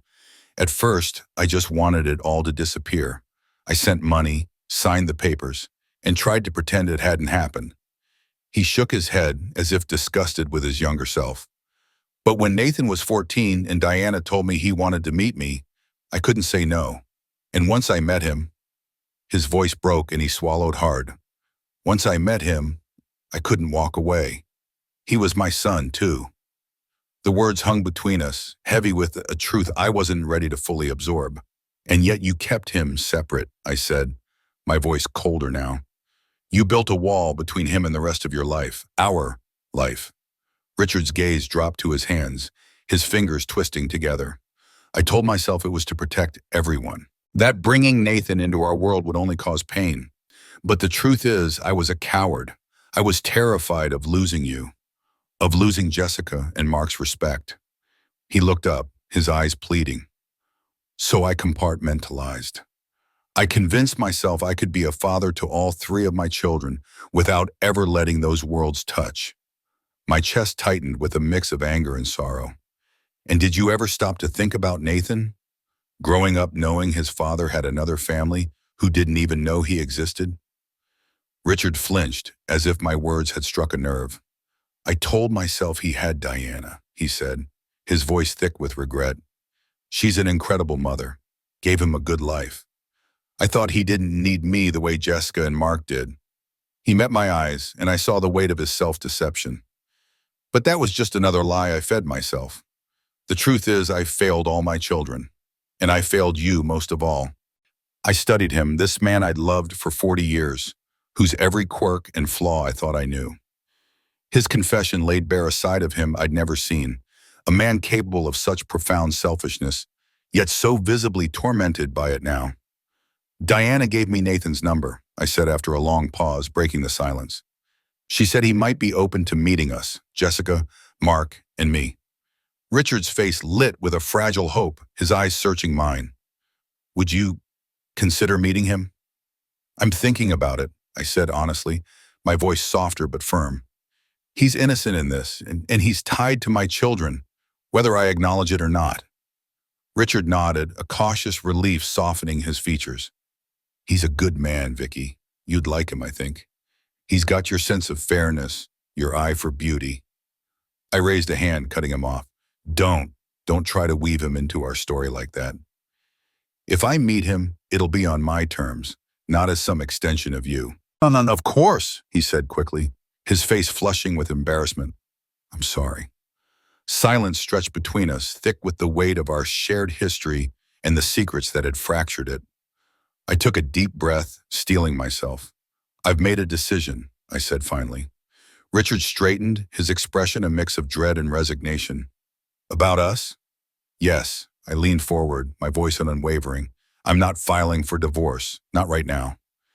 His face registered shock, his breath catching. You're not? No, but I'm not staying in this marriage as it was either. I held his gaze, letting the weight of my words settle. I need time, Richard. Time to process everything I've learned. Space to figure out who I am outside of being your wife, outside of being Jessica and Mark's mother. His brow furrowed, fear flickering in his eyes. What does that mean exactly? It means I'm asking you to move out. Permanently. I'll stay in the house. He nodded slowly, absorbing the blow. Okay, that's fair. I'm going to travel, I continued, my voice steady but softer now. See the places we always talked about but never got to. I'll spend time with Jessica and her family in Seattle, maybe stay with Mark and Olivia in the city for longer stretches. Alone. The word landed heavily, and I saw the fear in his eyes deepen. Alone? He echoed, his voice trembling. Yes, alone or with friends, but not with you. I softened my tone, just a fraction. I'm not saying never, Richard. I'm saying not now. Not until I've had time to rebuild myself, to find a sense of who I am outside of us. He swallowed hard, his eyes glistening. And financially, should I keep depositing my salary as usual or? Howard is drawing up a formal separation agreement, I interrupted. It'll outline support payments and how we'll divide monthly expenses.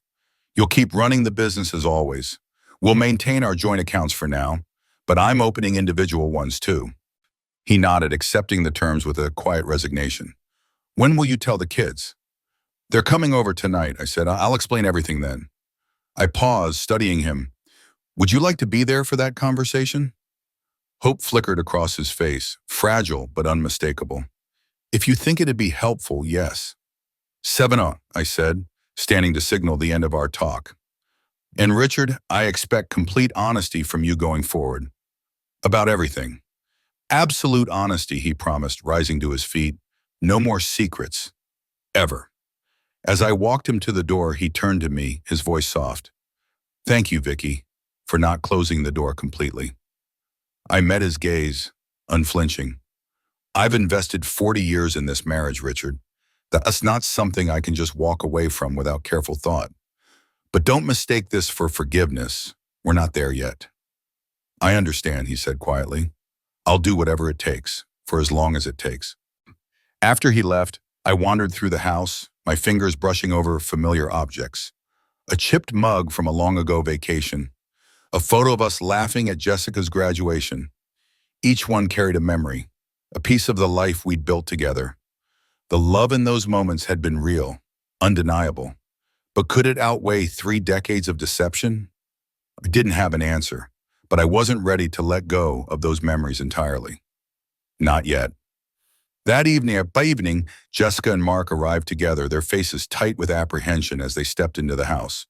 When I told them their father would be joining us, their expressions hardened. You're not taking him back, are you? Mark asked, his bluntness cutting through the tension. Let's wait until he gets here, I said gently. I want to explain everything once. When Richard arrived, the air in the living room grew thick with unspoken accusations. Jessica avoided his gaze, her arms crossed tightly. Mark sat beside her, his jaw clenched, his anger barely contained. I took a deep breath and began. I've made some decisions about my future, our future as a family, and I wanted to share them with all of you together. 3 pairs of eyes locked onto me, each carrying a different weight of emotion. Jessica's cautious hope, Mark's protective anger, Richard's quiet dread. I'm not filing for divorce, I said clearly. At least not right now. Jessica's breath caught and Mark's frown deepened, but I pressed on before they could interrupt. Your father and I will be living separately. I'm keeping the house. He'll find his own place. Jessica's eyes flicked to me, searching. So you're separating? Yes, I said. Formally, legally separating, with the understanding that reconciliation might or might not be possible in the future. Mark leaned forward, his voice tight. Mom, are you sure about this? After what he did? I looked at my son, his fierce loyalty warming my heart even as it ached for him. I'm sure about taking the time to make a careful decision, I said, my voice soft but firm, not a reactive one. After 4 decades of marriage, the weight of shared years felt like both a treasure and a burden. I needed room to breathe, to untangle my own desires and map out what the rest of my life might hold. The decision to separate wasn't made lightly. It was a quiet rebellion against a life I'd outgrown, a chance to rediscover who I was beyond the roles of wife and mother. But there was another piece to this unraveling puzzle, one I hadn't anticipated bringing into the open so soon. What about him? Jessica asked, her voice sharp with intent, deliberately sidestepping her father's name, as if saying it might summon too much pain. Nathan, I said, filling the silence, just as I had during our tense phone call days earlier. I've been thinking about reaching out to him. Diana gave me his contact information. The words landed like a stone in still water, rippling through the room. Jessica's eyes widened, her breath catching, while Mark's gaze darted to hers, a silent exchange of shock and uncertainty. The air grew heavy, charged with unspoken questions and the weight of a truth long buried. Why would you want to meet him? Mark's voice was taut, strained with a mix of confusion and betrayal. He leaned forward, his hands gripping the arms of the chair as if anchoring himself against the upheaval of this moment. I met his gaze steadily. Because he's your half-brother, I said, the simplicity of the truth cutting through the tension. He's part of this family, whether we've acknowledged it or not. And none of it is his fault. The words hung there, raw and undeniable. I saw Jessica's expression soften, just a fraction, her shoulders loosening as if the weight of her anger had shifted, if only slightly. She turned to her father, addressing him directly for the first time since stepping into the house. Have you met him, Dad? What's he like? Her voice was cautious, probing, laced with a curiosity she couldn't quite suppress. Richard froze, caught off guard by the question. His eyes, usually so steady, flickered with something vulnerable.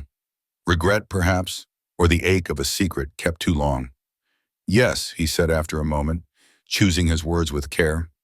I've known Nathan since he was 14. He's a good man, thoughtful, creative. He designs gardens and parks, runs his own landscape architecture firm in Portland. His voice softened as he spoke, as if describing Nathan allowed him to glimpse a piece of himself he'd long hidden. Jessica leaned forward, her curiosity piqued despite herself. Is he married? Does he have kids? Richard nodded, a shadow of pain crossing his face. He's married to Claire. They have a daughter, Lily. She's 3. The revelation landed like a quiet thunderclap. Mark's head snapped up, his eyes wide with the sudden realization. I have a niece, he said, almost to himself, the words carrying a mix of wonder and disbelief. The room fell silent again, the weight of this new reality settling over us. Not just a half-brother, but a niece, a child who carried their blood, a connection they hadn't known existed until this moment. I broke the silence, my voice steady but gentle. I want to be clear, I said, looking between my children. Whatever relationship you choose to have with Nathan, or don't have, is entirely up to you. The same goes for me. We're all adults, and we get to make our own choices here. My words were as much for myself as for them, a reminder that I was reclaiming my own agency in this fractured family narrative. Jessica's eyes met mine, searching. But you are thinking about meeting him? Yes, I admitted. Not right away, but eventually I think I'd like to. The admission felt like a step into uncharted territory, both terrifying and exhilarating. Mark stood abruptly, his movements restless as he paced to the window and back. This is so messed up, he muttered, his voice thick with frustration. Our whole family history feels like a lie. His words stung not because they were untrue, but because they echoed the quiet doubts I'd been wrestling with for weeks. Not all of it, I said firmly, needing him to hear me. The love in this family, Mark, that's always been real.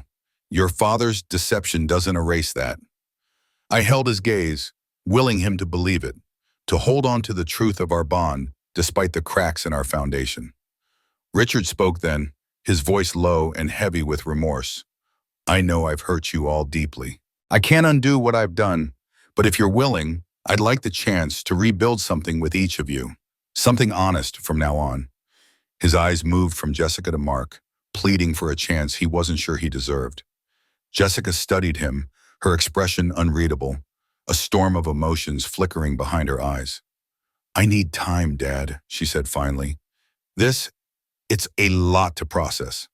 Her voice was steady, but there was a tremor beneath it, a raw edge of hurt she couldn't fully conceal. Me too, Mark added, his anger still there but softened, like embers, cooling. I'm not ready to just move past this. His words were clipped, but the rage had dulled into something quieter, more uncertain. I understand, Richard said softly. Take all the time you need. I'll be here when you're ready. There was a sincerity in his voice I hadn't heard in years, a vulnerability that made my chest ache with both sorrow and hope.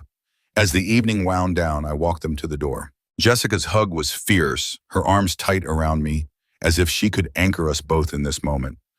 Are you sure about this, Mom? The separation instead of divorce? She whispered against my shoulder.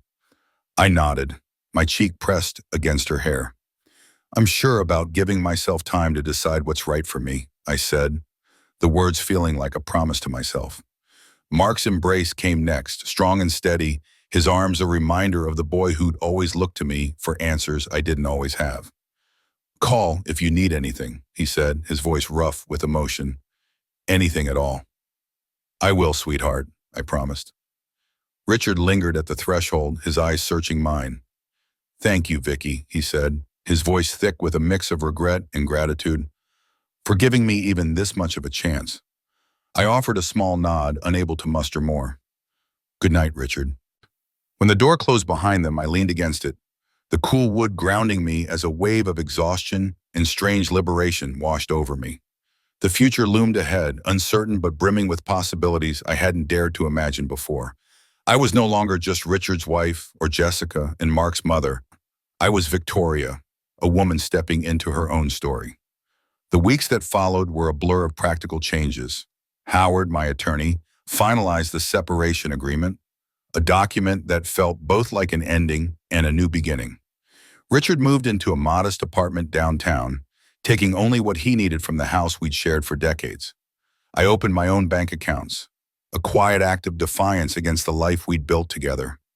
Each step, signing papers, transferring funds, claiming my financial independence, felt like reclaiming a piece of myself I'd let slip away over the years. One afternoon, sitting in the sunroom with sunlight streaming through the windows, I held Diana Parker's business card, Nathan's number scrawled on the back in her elegant script. My fingers trembled as I dialed, each ring amplifying the knot of nerves in my stomach. When a male voice answered, warm but cautious, I took a deep breath. Hello, Nathan. This is Victoria Reynolds, Richard's wife. A startled pause. Mrs. Reynolds, I wasn't expecting your call. Please call me Victoria, I said, trying to keep my voice steady. I was wondering if you'd be open to meeting sometime, just to talk. Another pause, longer this time, as if he were weighing the implications of my request. Yes, he said finally, his voice softening with cautious hope. I'd like that very much. We agreed to meet the following weekend at a small cafe halfway between Oakridge and Portland, a neutral space where we could begin to navigate this unfamiliar connection. Hanging up, I felt a strange sense of rightness, like a puzzle piece clicking into place. Meeting Nathan wouldn't erase the pain of Richard's betrayal or heal the fractures in our family, but it was a step towards something new, a future shaped by my choices, not defined by someone else's secrets. The next morning, I booked a flight to Seattle to spend a week with Jessica, craving the comfort of her presence as I navigated this new chapter. I also planned a solo trip to the coast, a journey I dreamed of for years but always postponed for Richard's business dinners or family obligations. On impulse, I called Grace. "That pottery class you mentioned last year," I said when she answered. "The one I was too busy to take. Is it still running?" "Every Wednesday evening," she confirmed, her voice warm with surprise. "Why, are you interested?" "Yes," I said, the certainty in my voice startling even me. "It's time I tried something new." Over the months that followed, my life began to take on a new shape, one I hadn't anticipated but welcomed with open arms. I traveled, not just to visit Jessica and Mark, but to places I'd always longed to see, places that stirred my soul with their beauty and possibility. I threw myself into classes, pottery, then photography, then a cooking course focused on cuisines Richard had never cared for. Each new skill felt like a reclamation, a way of rediscovering the woman I'd been before I'd let myself be defined by others. Meeting Nathan was both awkward and illuminating. Our first conversation was tentative, shadowed by the weight of our shared history.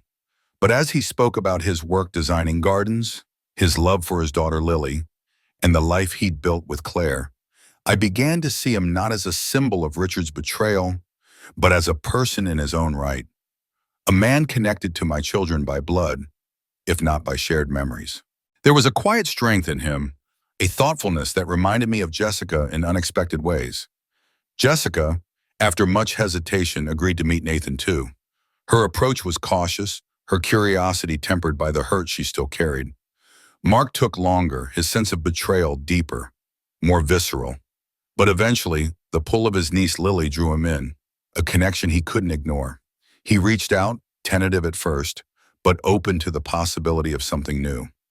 As for Richard and me, our story remains unfinished. We meet occasionally for coffee or dinner, navigating the delicate process of rebuilding trust from the ruins of his deception. Sometimes I catch glimpses of the man I fell in love with all those years ago, his laugh, his quiet kindness. Other times the pain of his betrayal feels too raw, too close to the surface. I don't know if we'll find our way back to each other or if I even want to. What I do know is that at 62, I've discovered a version of myself I never knew existed, a woman who makes choices based on her own desires, not obligations or expectations. 6 months into our separation, I found myself at the edge of Cedar Lake, the lake house stretching behind me like a repository of both cherished memories and painful truths. The last time I'd stood on this dock, we'd been celebrating 40 years of marriage, blissfully unaware of the secrets that would soon unravel everything. Now I was here alone, grappling with the question of whether there would be a 41st. "I thought I might find you here," Grace's voice called softly from behind me. She approached, 2 glasses of wine in hand, her presence a quiet comfort. She'd driven up with me for moral support, giving me space to wander the property alone, lost in the tangle of my thoughts. "Here," she said, handing me a glass. "Seemed like you could use this." I accepted it with a grateful smile. "Am I that predictable?" "No," she said, stepping beside me to watch the sunset paint the water in shades of gold and crimson. "That's what I admire most about you these days, Victoria.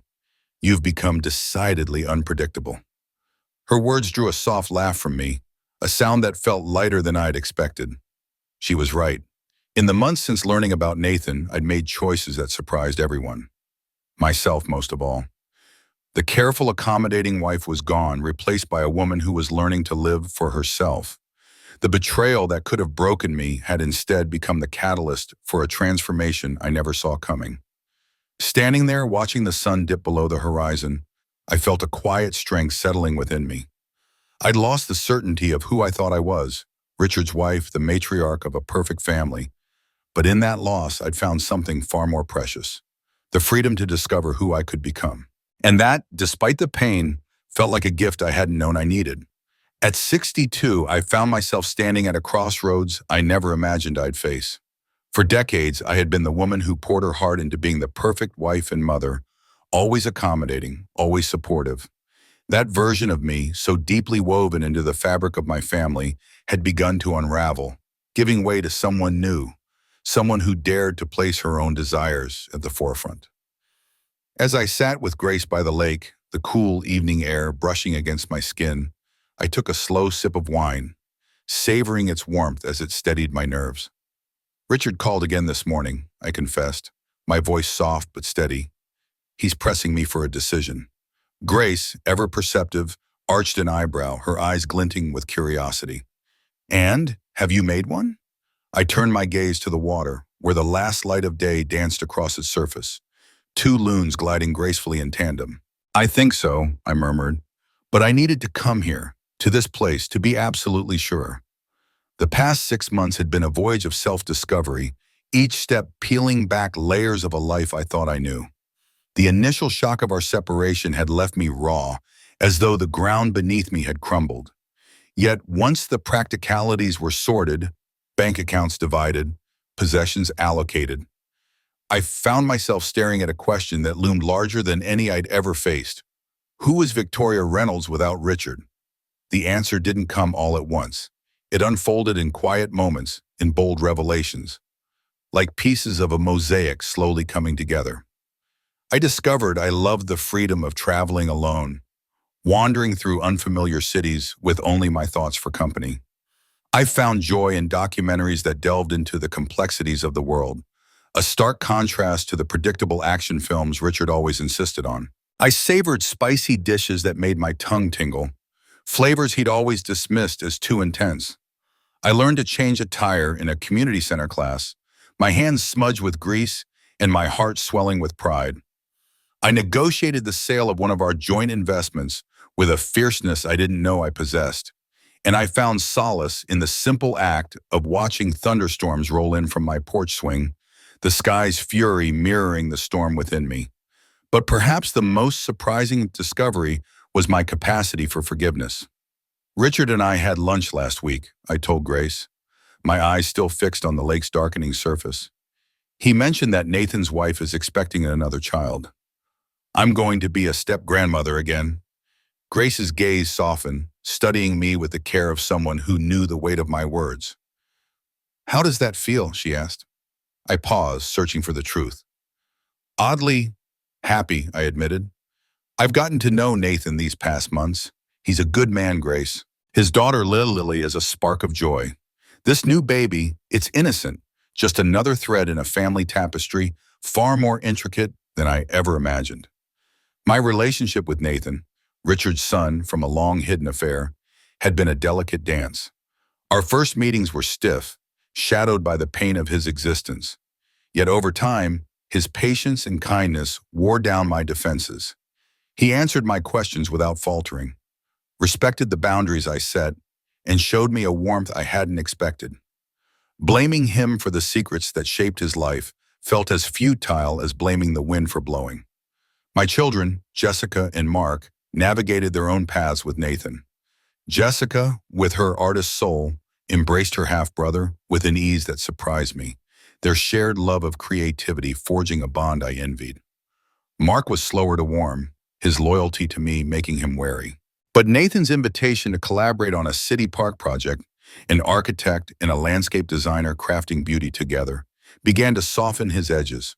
Watching them find common ground filled me with a quiet hope I hadn't dared to feel. And Richard? Grace prompted, her voice gentle but insistent. I took another sip of wine, letting the words form carefully. He's different now, I said, choosing my words carefully. Or perhaps he's just revealing parts of himself he kept hidden before. He's more open, more vulnerable. I turned to face her, my heart quickening slightly. Last week, he said something that's been echoing in my mind ever since. Grace leaned forward slightly. What was it? She asked. He said these months without me have shown him that he'd spent our marriage playing the role of a husband without truly understanding what it meant to be a partner. That he'd compartmentalized everything, family, business, even Nathan, to protect himself from the messiness of truth. Grace nodded, her expression thoughtful. That's a heavy realization. It was, I agreed, my voice barely above a whisper. And it made me see something in myself, too. I realized that I'd been performing. Grace, playing the perfect wife, the understanding mother, so consumed with keeping our family's facade intact that I ignored the signs that were there. The air grew colder as night draped itself over the lake, and Grace pulled her cardigan tighter around her shoulders. "So, what's next for you?" she asked. A faint smile curved my lips. "Now I go home, call Richard, and ask him to meet me tomorrow. I'll tell him my decision." That night in the master bedroom of the lake house where Richard and I had shared so many summers, I slept with a peace I hadn't known in months. By morning, my path felt clear, as though the lake's quiet beauty had washed away any lingering doubts. The drive back to Oakridge with Grace was a quiet one, each lost in our thoughts. She dropped me off with a fierce hug and a whispered, "Call me later." Stepping into my house, I felt a subtle shift. It was still mine, but no longer defined by Richard's absence. Over the months, I'd made it my own, replacing his heavy leather sofa with an airy sectional that invited me to curl up with a book, painting the dining room a soothing sage green he had always rejected, and hanging art from my travels that spoke to my soul. I called Richard without hesitation. "Can you come over tomorrow evening around 7?" I asked, my voice stone. "Of course," he replied, his tone measured but tinged with hope. "Should I bring anything?" "Just yourself," I said simply. "We have a lot to discuss." That evening, I prepared for our conversation, reflecting not just on the practical changes in my life, but on the emotional journey I'd undertaken. I'd moved through shock, anger, and grief, and finally arrived at a clarity that felt like a quiet gift. When Richard arrived the next evening, punctual as always, I was waiting in the sunroom, a bottle of wine and 2 glasses set on the table between us. He looked better than he had in months. The strain of our separation had faded, replaced by a healthier glow, his clothes sharper, a departure from the staid suits he'd worn for decades. "Thank you for coming," I said, gesturing to the chair across from me. "Thank you for inviting me," he replied, settling in with a tense smile despite his effort to appear relaxed. "You look wonderful, Vicky." I poured wine for both of us, then set the bottle aside. "I've made a decision about our future," I said, meeting his eyes directly. He nodded, braced himself. "I'm ready to hear it." I studied him for a moment. This man who I'd loved for most of my adult life, who had wounded me so deeply yet remained intertwined with my sense of self in ways I couldn't fully untangle. "I don't want a divorce," I said simply. Relief washed over his expressive face, followed swiftly by cautious hope. "You don't?" "No," I said, "but I don't want to slip back into our old marriage we had either." I leaned forward slightly, my voice firm. "These past 6 months have shown me I'm capable of living on my own, of making my own choices. I'm not willing to give up." "I wouldn't ask you to," he said quickly, his tone earnest. "What I'm proposing," I continued, "is a new kind of partnership. One built on honesty, respect, mutual respect, and the understanding that we're 2 individuals choosing to be together, not 2 halves needing each other to survive." Richard nodded slowly, his eyes never leaving mine, absorbing every word. "What would that look like practically?" he ventured. "I want to keep this house as my primary home," I said, my voice unwavering. "You can move back in if you'd like, but I also want the freedom to travel when I choose, to pursue my own passions, to make decisions without always needing your approval." "And me?" he asked, his voice soft but curious. "Would I have that same freedom?" "Yes," I replied firmly. "Yes, exactly. That's the point. We each keep our independence while choosing to share our lives together. But that sharing means no more secrets, no more hidden compartments." He fell silent for a moment, then admitted quietly, "This isn't what I expected." "No, I thought you'd either want a divorce or to go back to things as they were." A wry smile flickered across his face, and he shook his head. "I should have known better. You've never been more yourself than you are right now." His observation warmed me, a quiet acknowledgement that he'd noticed my transformation. "There's one more thing," I added, my tone resolute. "I want us to see a marriage counselor, not just for a few sessions, but for as long as it takes to rebuild trust and learn to communicate in ways we never did before." He nodded without a pause, without hesitation. "I agree completely." Leaning forward, his voice grew thick with emotion. "Victoria, I want you to know I understand what a gift this is. A second chance I don't deserve. I won't let it go to waste." I raised a hand gently, my voice soft but firm. "Don't make promises, Richard. Just show me day by day that you're committed to this new us." Later, after he'd left with plans to start moving back in the next following weekend, I called Grace as I'd promised. "Well?" she demanded, her voice brimming with anticipation.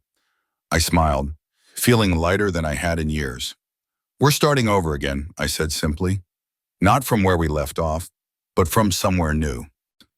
As I sat across from Grace, my closest friend, in the quiet warmth of my sunroom, I could feel the weight of my decision settling into my bones. "I'm giving our marriage another chance," I told her, my voice steady but laced with a complexity of emotions I was still untangling. "But this time, it's on my terms." I paused, letting the words hang in the air, feeling their significance ripple through my twin.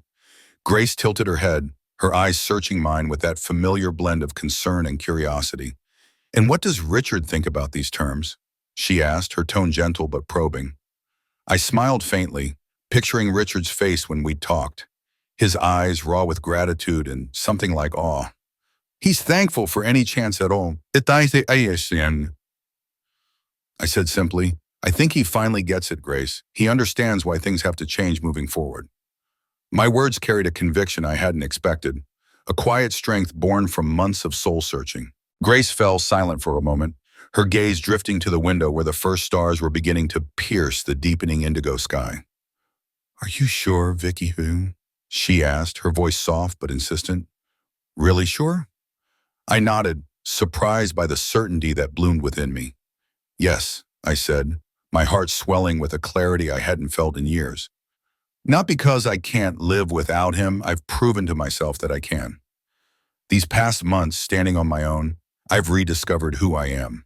And in that discovery, I realized I still want to share my life with him.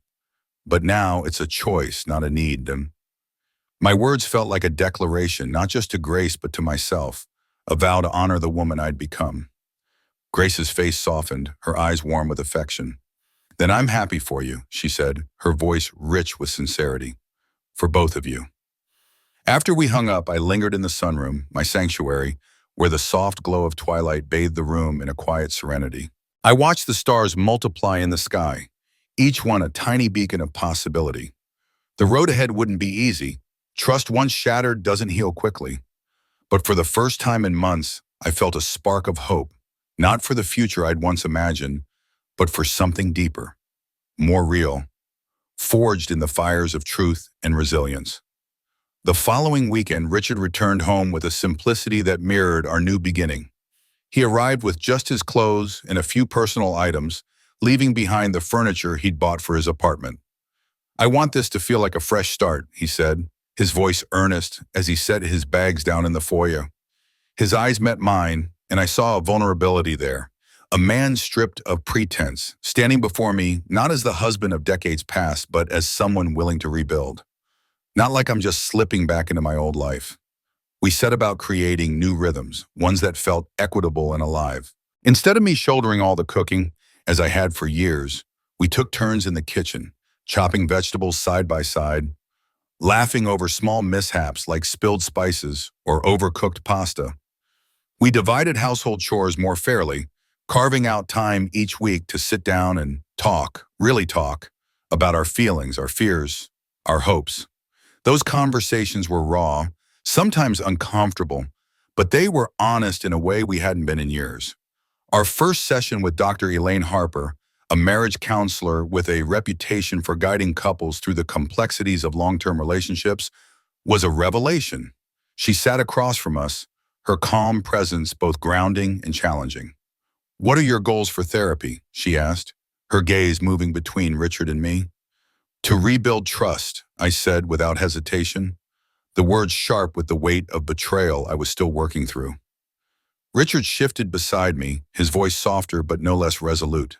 "To learn how to be truly intimate," he added, "not just physically but emotionally. To stop hiding behind roles and really see each other." His words caught me off guard, stirring a flicker of hope I hadn't realized I'd been holding back. Dr. Harper nodded, her expression thoughtful. "Those are excellent goals," she said.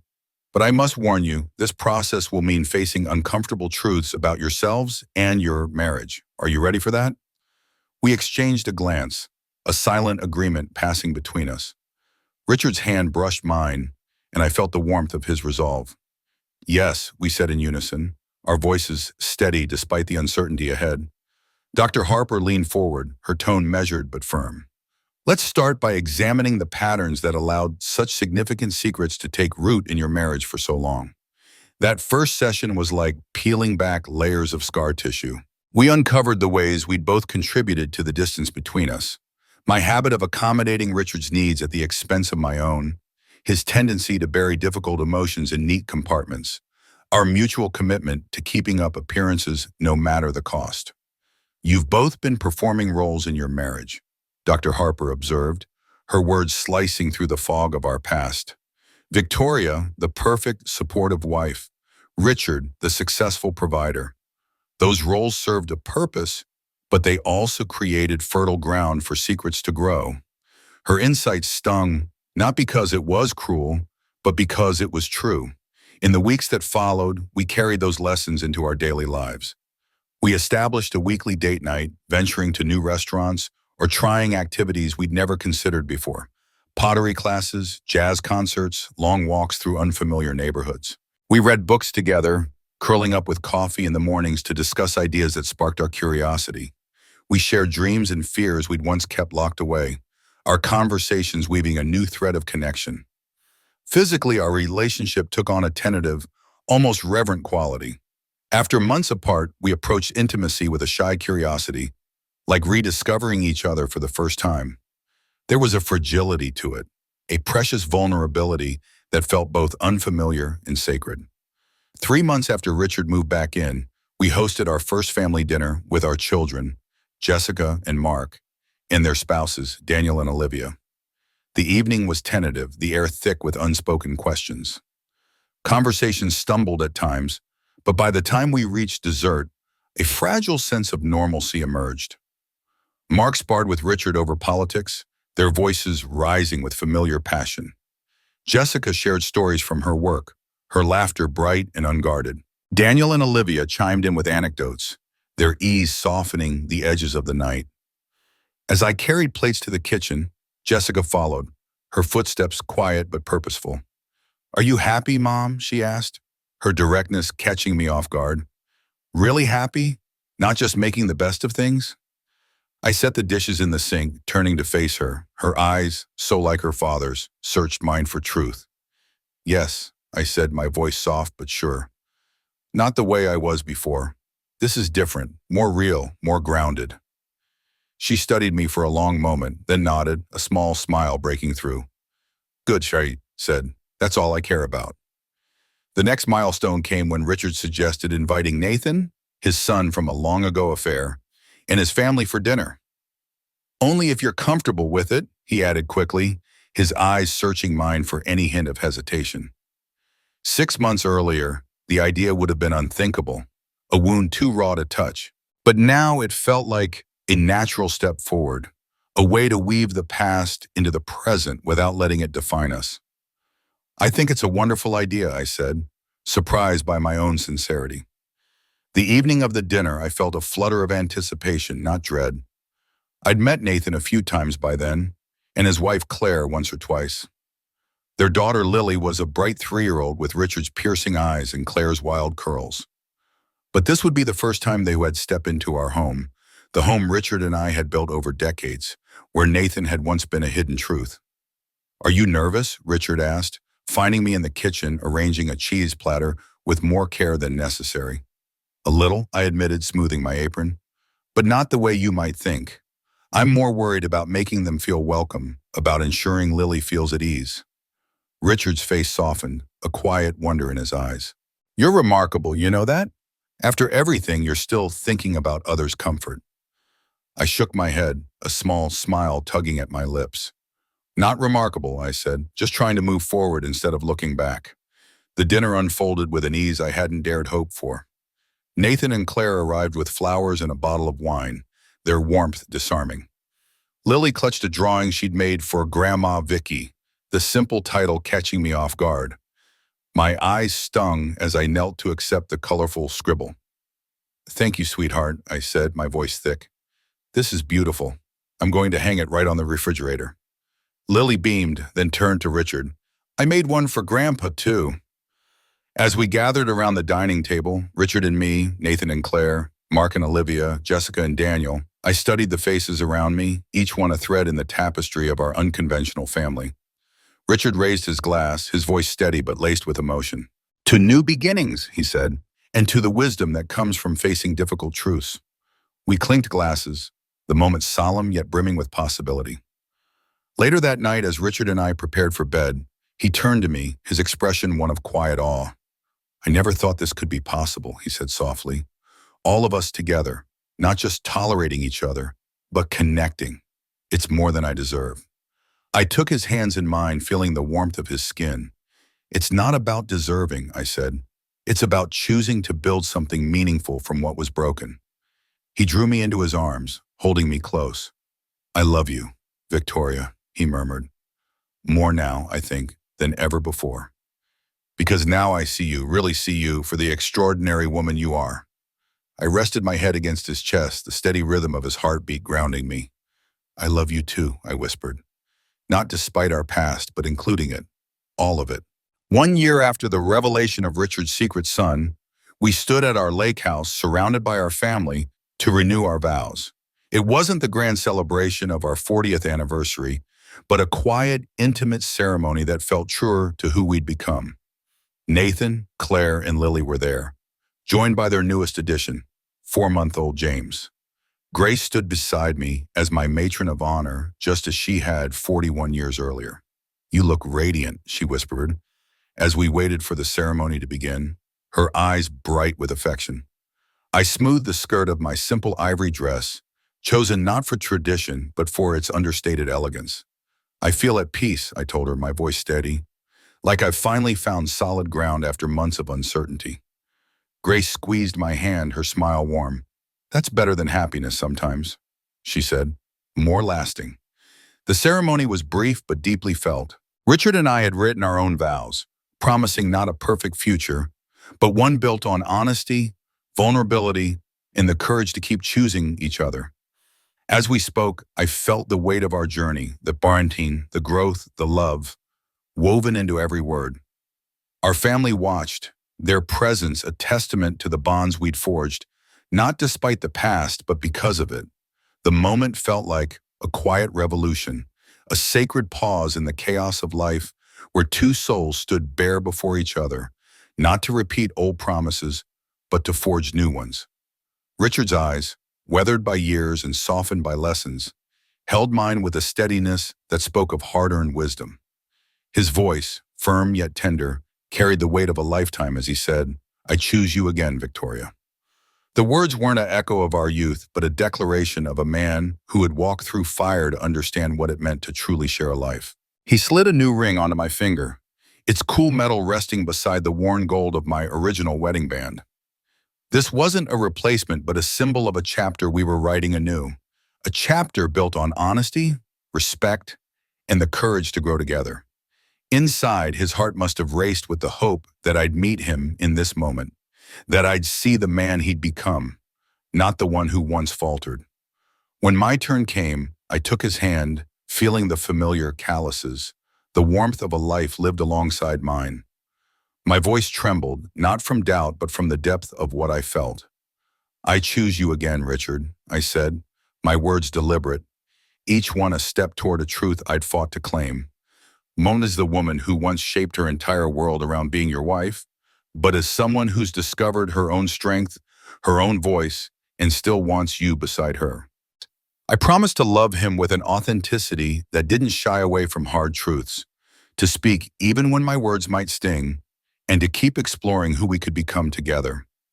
In that vow, I felt a quiet power, a woman no longer defined by her role, but by her choices, her resilience, her capacity to love despite the scars.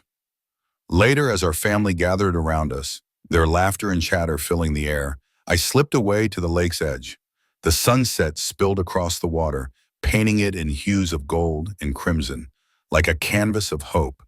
I stood there, my heart a tangle of gratitude and reflection, marveling at how far we'd come. Richard found me, his arms sliding around my waist with the ease of decades. "Happy?" he asked, his voice soft, almost hesitant, as if he feared the answer might reveal some hidden fracture. I turned the question over in my mind, searching for the truth. Yes, I said at last, my voice steady, but it's a different happiness now. Deeper, more honest, like it's rooted in something real. He nodded, his eyes reflecting the fading light. I know exactly what you mean, he murmured. And in that shared silence, we stood together, watching the sun dip below the horizon. Two people who'd learned that love wasn't about perfection, but about presence. Jessica's voice broke the spell, calling us back to cut the small cake waiting for us. As we rejoined the celebration, I caught glimpses of our family, each moment a snapshot of a life we hadn't planned, but had come to cherish. Nathan, patient and gentle, was teaching his daughter to skip stones, her giggles dancing across the water. Mark's laughter rang out, sparked by something Claire had said, his joy a reminder of the boy he'd once been. Jessica cradled baby James, her face glowing with a love so pure it seemed to light the dusk. This family wasn't the one I dreamed of when Richard and I first married, with its neat edges and predictable joys. It was raw, tangled, shaped by betrayals and secrets as much as by devotion and care. Yet its messiness made it more real, more precious than the flawless picture I'd once held in my mind. As Richard and I cut the cake, our hands steady together, the applause of our loved ones wrapped around us like a warm embrace. In that moment, I realized what had felt like the end of everything 2 years ago. The shattering discovery of Nathan's existence had been the start of something truer. That betrayal had cracked the facade of our marriage, exposing its fragile foundations. But from those fragments, we'd built something stronger, more honest, capable of weathering life's storms. It wasn't perfect, but it was ours, and that was enough. That night, after the guests had left and the lake house grew quiet, Richard and I sat on the deck, the stars emerging one by one in the velvet sky. My head rested on his shoulder, his arm a steady anchor around me. The silence between us was comfortable, rich with unspoken understanding. "I've been thinking," he said softly, his voice breaking the stillness, "about what you said when we first started seeing Dr. Harper. How love without honesty isn't love at all." I nodded, the memory vivid. "You were right," he continued, turning to meet my eyes, "but I've realized something else. Honesty without forgiveness can't heal. Thank you, Vicky, for finding a way to forgive me, for giving us this second chance." His words stirred something deep within me, a quiet ache for all we'd lost and gained. I reached up, my fingers brushing his cheek. "Forgiveness wasn't just for you, Richard," I said. "It was for me. Permission to love you again, to build a life that honors the past without being chained to it." He pressed a kiss to my palm, his gratitude wordless but profound. "However it happened," he whispered, "I'm thankful." Later in the darkness of the bedroom where our world had once unraveled, I lay beside him, his hand still clasped in mine even as he slept. My mind traced the path that had led us here, from the gut-wrenching shock of Nathan's existence to the agony of separation, from the slow work of rediscovering myself to the tentative rebuilding of trust. Each step had been necessary, each pain a teacher. At 63, I'd learned what I hadn't grasped in my younger years, that love isn't found in flawless moments, but in the courage to embrace each other's imperfections. That true partnership means standing as equals, whole in ourselves, choosing every day to walk together. The next morning, we had returned to Oakridge, to the life we were still shaping. Nathan and his family would visit soon, their presence a bridge between past and present. Jessica was considering moving closer with Daniel and their children, her voice bright with possibility. Mark and Olivia were dreaming of a family of their own, their plans a quiet hope for the future. Life would bring challenges I couldn't foresee, moments that would test us. But I wasn't fear of them. I'd found my own resilience, my capacity for forgiveness, my strength to face down the unknown. I'd learned that what seemed like an ending could be a beginning, that betrayal could lead to truth, that from brokenness could rise something new and beautiful. As sleep pulled me under, I held that wisdom close, ready for whatever lay ahead in our story, written one honest day at a time. 2 years after renewing our vows, Richard and I had found a new rhythm in what I thought of as our second marriage. It was different in every way that mattered. Slower, more intentional, grounded in choices we made daily rather than habits we'd fallen into. Our sessions with Dr. Harper had shifted from putting out fires to deep conversations about trust, vulnerability, and what it meant to be partners. During one check-in, she observed, "Most couples don't survive a betrayal this profound. What's made you two different?" Richard and I exchanged a glance, a silent thread of understanding between us. "Time," I offered, my voice steady. "We gave ourselves permission to heal slowly." Richard nodded, adding, "And honesty, even when it's hard." Dr. Harper smiled. "Those are vital, but there's something else. You've both let this experience change you. Instead of fixing what broke, you built something new." Her words echoed in my heart, a truth I hadn't fully named. We hadn't just repaired our marriage. We'd created a new one, rooted in a deeper knowing of ourselves and each other. One crisp autumn morning, I sat in my sunroom, coffee warming my hands as golden light filtered through the maple trees turning leaves. Richard had left early for his monthly breakfast with Nathan, a ritual that had grown to include Mark. The slow knitting of their bond, cautious but genuine, was a gift I hadn't anticipated. It hadn't come easily. Mark's hurt ran deep, his initial resentment of Nathan almost a living thing. But shared passions and Richard's quiet encouragement had built a fragile connection, now strong enough for them to meet on their own. Nathan sought Mark's advice on designs. Mark invited Nathan's family to gatherings. They weren't brothers in the classic sense, but they were more than strangers, bound by something deeper than shared blood. The front door's creak pulled me from my thoughts. "Vicky?" Richard called. "In the sunroom," I answered, surprised by his early return. He appeared, his face alight with a mix of excitement and nerves. "I want to show you something," he said, extending a hand.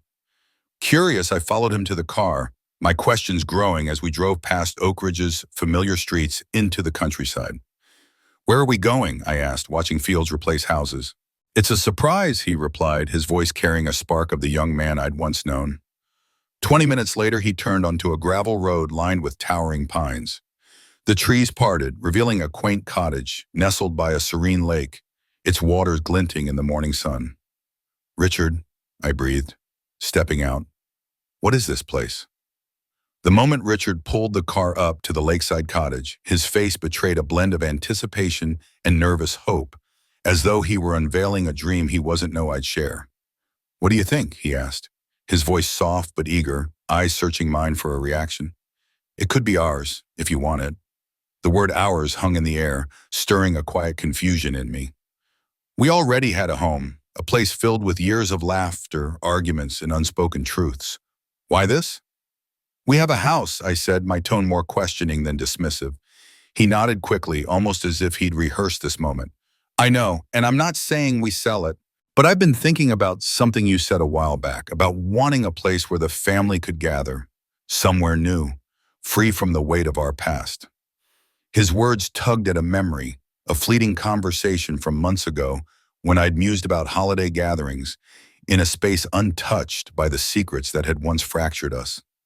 I dreamed of a neutral ground, a haven where new memories, traditions could take root, unburdened by the ghosts of our house or the lake house where revelations had unraveled on us. Richard's thoughtfulness in remembering that wish stirred something warm in my chest, a flicker of hope I hadn't realized I'd been holding on to.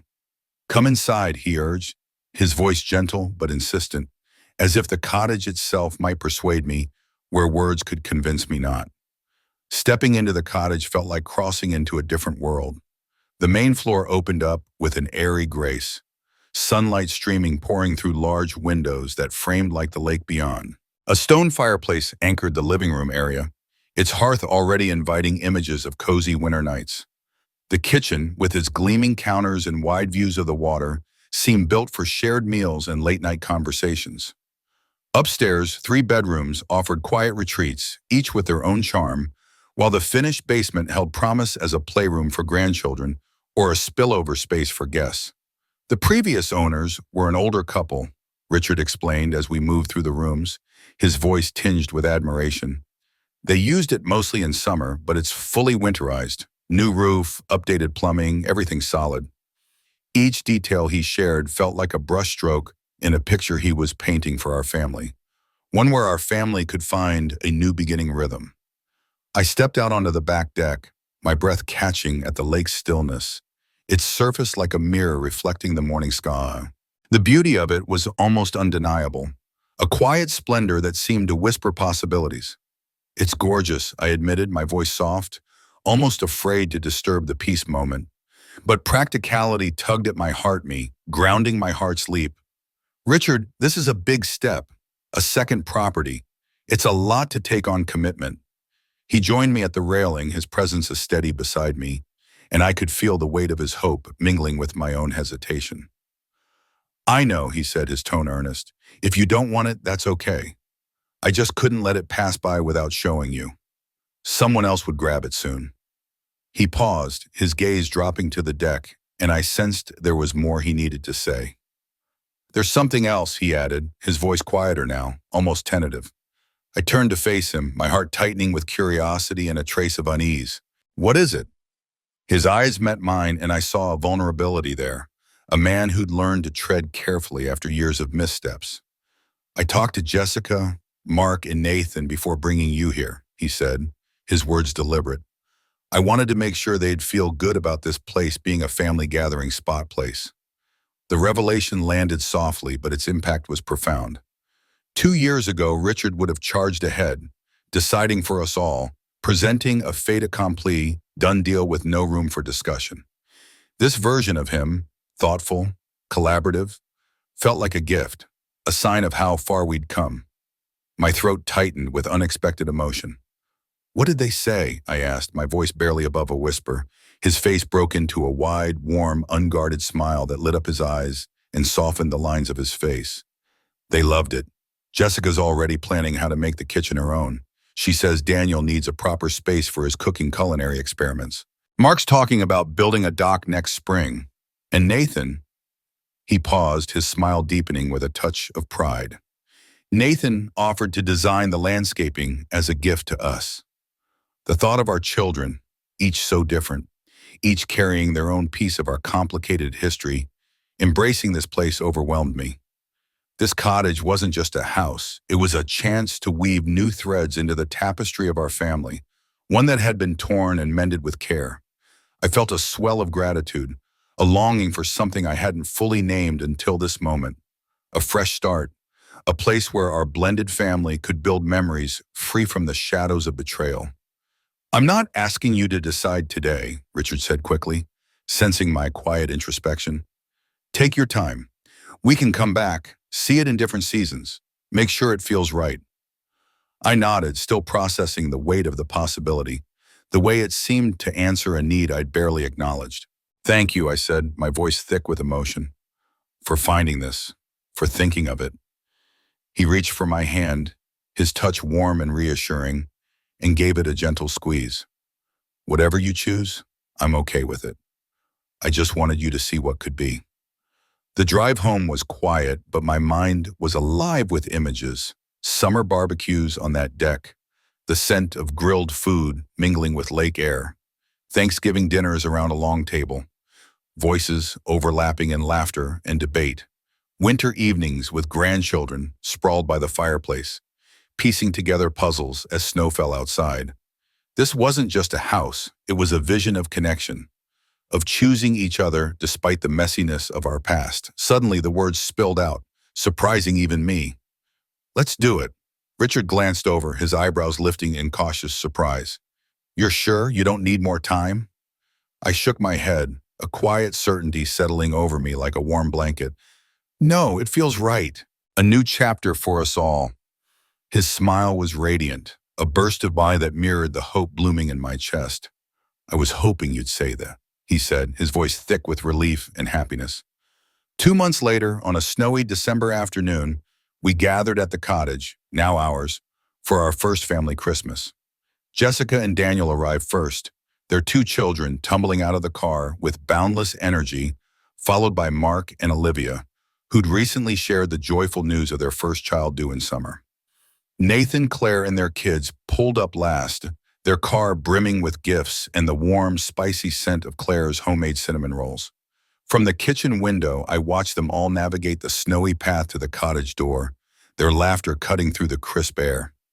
This patchwork family, stitched together from secrets and second chances, felt whole in a way I hadn't dared hope for. Richard came up beside me, his presence a quiet anchor. "Need help with anything?" he asked quietly, asked softly, his voice soft. I leaned into him slightly, my heart full. "No, just soaking it all in." His gaze followed mine to the scene outside. Our children, their partners, their children, our grandchildren, all bound by something stronger than obligation. "It's something else, isn't it?" he murmured. "Not what we planned," I finished for him, my voice steady with conviction, "but better in its own way, more real." He pressed a kiss to my temple, a silent agreement that this, messy, beautiful, authentic, was enough. The weekend unfolded in a whirlwind of activity, warmth, and joy. We cooked together in the spacious kitchen, the counters cluttered with ingredients and the air thick with laughter. Board games by the fireplace turned into lively, spirited competitions, while laughter spilled over during walks around the frozen lake, cheeks flushed and hearts light. The grandchildren, with their boundless enthusiasm energy, sparked impromptu dance parties, their giggles filling the cottage echoing through. On Christmas Eve, we gathered around the long table Richard and Mark had built together for the cottage, its wood gleaming under the soft glow of candles. As I looked around at the faces, some tied by blood, others by choice, all part of this new family, unexpected family, I was struck by a gratitude so deep it stole my breath. The betrayal that had nearly broken us had, in its strange alchemy, cleared the way for something truer to take root. Later that night, after the children were tucked into bed with promises of Santa's visit finding them even here, the adults lingered in the cozy living room, wine glasses and mugs of Richard's famous hot chocolate in hand. The conversation flowed effortlessly, laced with laughter and the occasional playful, good-natured debate. During a quiet moment, Jessica spoke up, her voice tentative but warm. "Mom, I've been meaning to ask you something," she said quietly. I turned to her, curiosity sparking in my chest. "What is it, sweetheart?" I asked, smiling. She glanced at Daniel, who gave her an encouraging nod and took a deep breath. "We're thinking about moving back to Oakridge for good permanently. Daniel's been offered a teaching position job at the culinary school, and we want the kids to grow up closer to family." Joy surged, bloomed in my chest, bright and warm. "That's wonderful," I said, my voice trembling with emotion. But a part of me couldn't help but ask, "What about your work? The gallery in Portland?" Jessica asked, her career at the gallery there a cherished part of her life. Her smile widened, confident, and a little mischievous. "That's the other part of the news. I've been offered a role as director of the Oakridge Art Center. They want to grow their exhibitions and build more community programs, outreach. It's perfect for me." I could hardly contain my excitement, already imagining the joy of having my daughter and grandchildren nearby, no longer separated by distance. "There's more," Jessica added, her voice softening as she glanced at Nathan. "Nathan and I have been talking about a project, a gallery space at the Art Center focused on art and nature. It'd be a mix of my curation and work combined with his landscape designs." I looked between them, my children, these two, bound by a shared past, now choosing to create something meaningful together. "That's incredible," I said, my voice thick with pride. "You'd both bring so much to it." Jessica smiled shyly. "It was really Nathan's idea, really. He saw my portfolio at Thanksgiving and thought it could inspire something bigger." Nathan shrugged, his modesty quietly endearing. "Her work deserves a wider audience," he said simply, "and I've been wanting to explore more artistic elements in my designs. It just felt like the right fit." As their conversation wove on, plans sparking and ideas taking shape, I caught Richard's eye across the room. The quiet wonder in his gaze mirrored my own, a shared amazement at how this fractured family had begun to mend itself. Later, when the house was still, the fire reduced to glowing embers, Richard and I sat together on the window seat, the moonlit lake stretching out before us. "Did you ever think we'd get here?" I asked softly, my voice carrying the weight of 3 years ago, when everything had fallen apart. He shook his head slowly, his face raw with emotion. "Never. Back then, all I was just hoping for was that you'd forgive me enough to let me stay in your life in some way. This, he gestured to the quiet house, filled with our family, emotion thickening his voice. This feels like more than I've earned. I turned to him, my heart steady and full. It's not about earning anything, Richard. It's about choosing to build something new. His hand reached for mine, fingers lacing together with a tenderness that carried the weight of everything we'd endured. The simple act of holding hands had become a lifeline, a quiet reminder of how close we'd come to losing this connection forever. Thank you, he said, his voice soft but steady, eyes reflecting a depth of gratitude that stirred my heart. For what? I asked, though I sensed the answer. For your courage, he replied, his gaze unwavering, for choosing to rebuild instead of walking away, for showing our children what it means to be truly strong. His words weren't flattery. They were a mirror held up to the long, winding road we'd traveled together. A road marked by pain, yes, but also by resilience and love. I smiled, feeling the truth of his words settle deep within me. Not as praise, but as an acknowledgement of the scars we both bore and the strength we'd found in each other. We should get some sleep, I said after a moment, my voice light but tinged with anticipation. Tomorrow's going to be a whirlwind once the grandkids realize Santa's been here. As expected, the next morning exploded into a joyful chaos the moment the first child stirred. The living room transformed into a storm of shredded wrapping paper, gleeful shrieks, and the frenetic energy of children unwrapping their treasures. Adults scrambled to capture every fleeting moment, cameras and phones flashing as laughter filled the air. Amid the frenzy, I found myself cross-legged on the floor with Lily, Nathan's 5-year-old daughter, her small hands fumbling with the pieces of a complex building set she'd just unwrapped. From the moment we met 2 years ago, Lily had gravitated toward me with an instinctive trust, as if she knew she could carve out a special place in my heart. Her presence felt like a gift, a bridge to a part of my life I hadn't known existed until recently. Grandma Vicky, she said, her voice thoughtful as she snapped a piece into place. Can I ask you something? Of course, sweetheart, I replied, leaning closer, captivated by the curiosity in her eyes. Eyes that mirrored Richard's in a way that still caught me off guard. Why do some people have 2 grandmas and some have 3? My friend Emily only has 1, but I have 3. Her question hung in the air, innocent yet profound, and I paused, choosing my words with care. Families are like puzzles, Lily, I began, my voice gentle. They come in all sorts of shapes and sizes. Some families are made when people get married and have kids, like your mom and dad. Others come together in different ways, sometimes when people are older, like when I met you. She tilted her head, processing my words with the seriousness only a child can muster. Like how I didn't meet you until I was already big? She asked. Exactly, I said, marveling at how effortlessly she grasped the intricate tapestry of our family. She nodded, satisfied, and turned back to her building set. I'm glad you're my grandma now, she said, her tone matter of fact.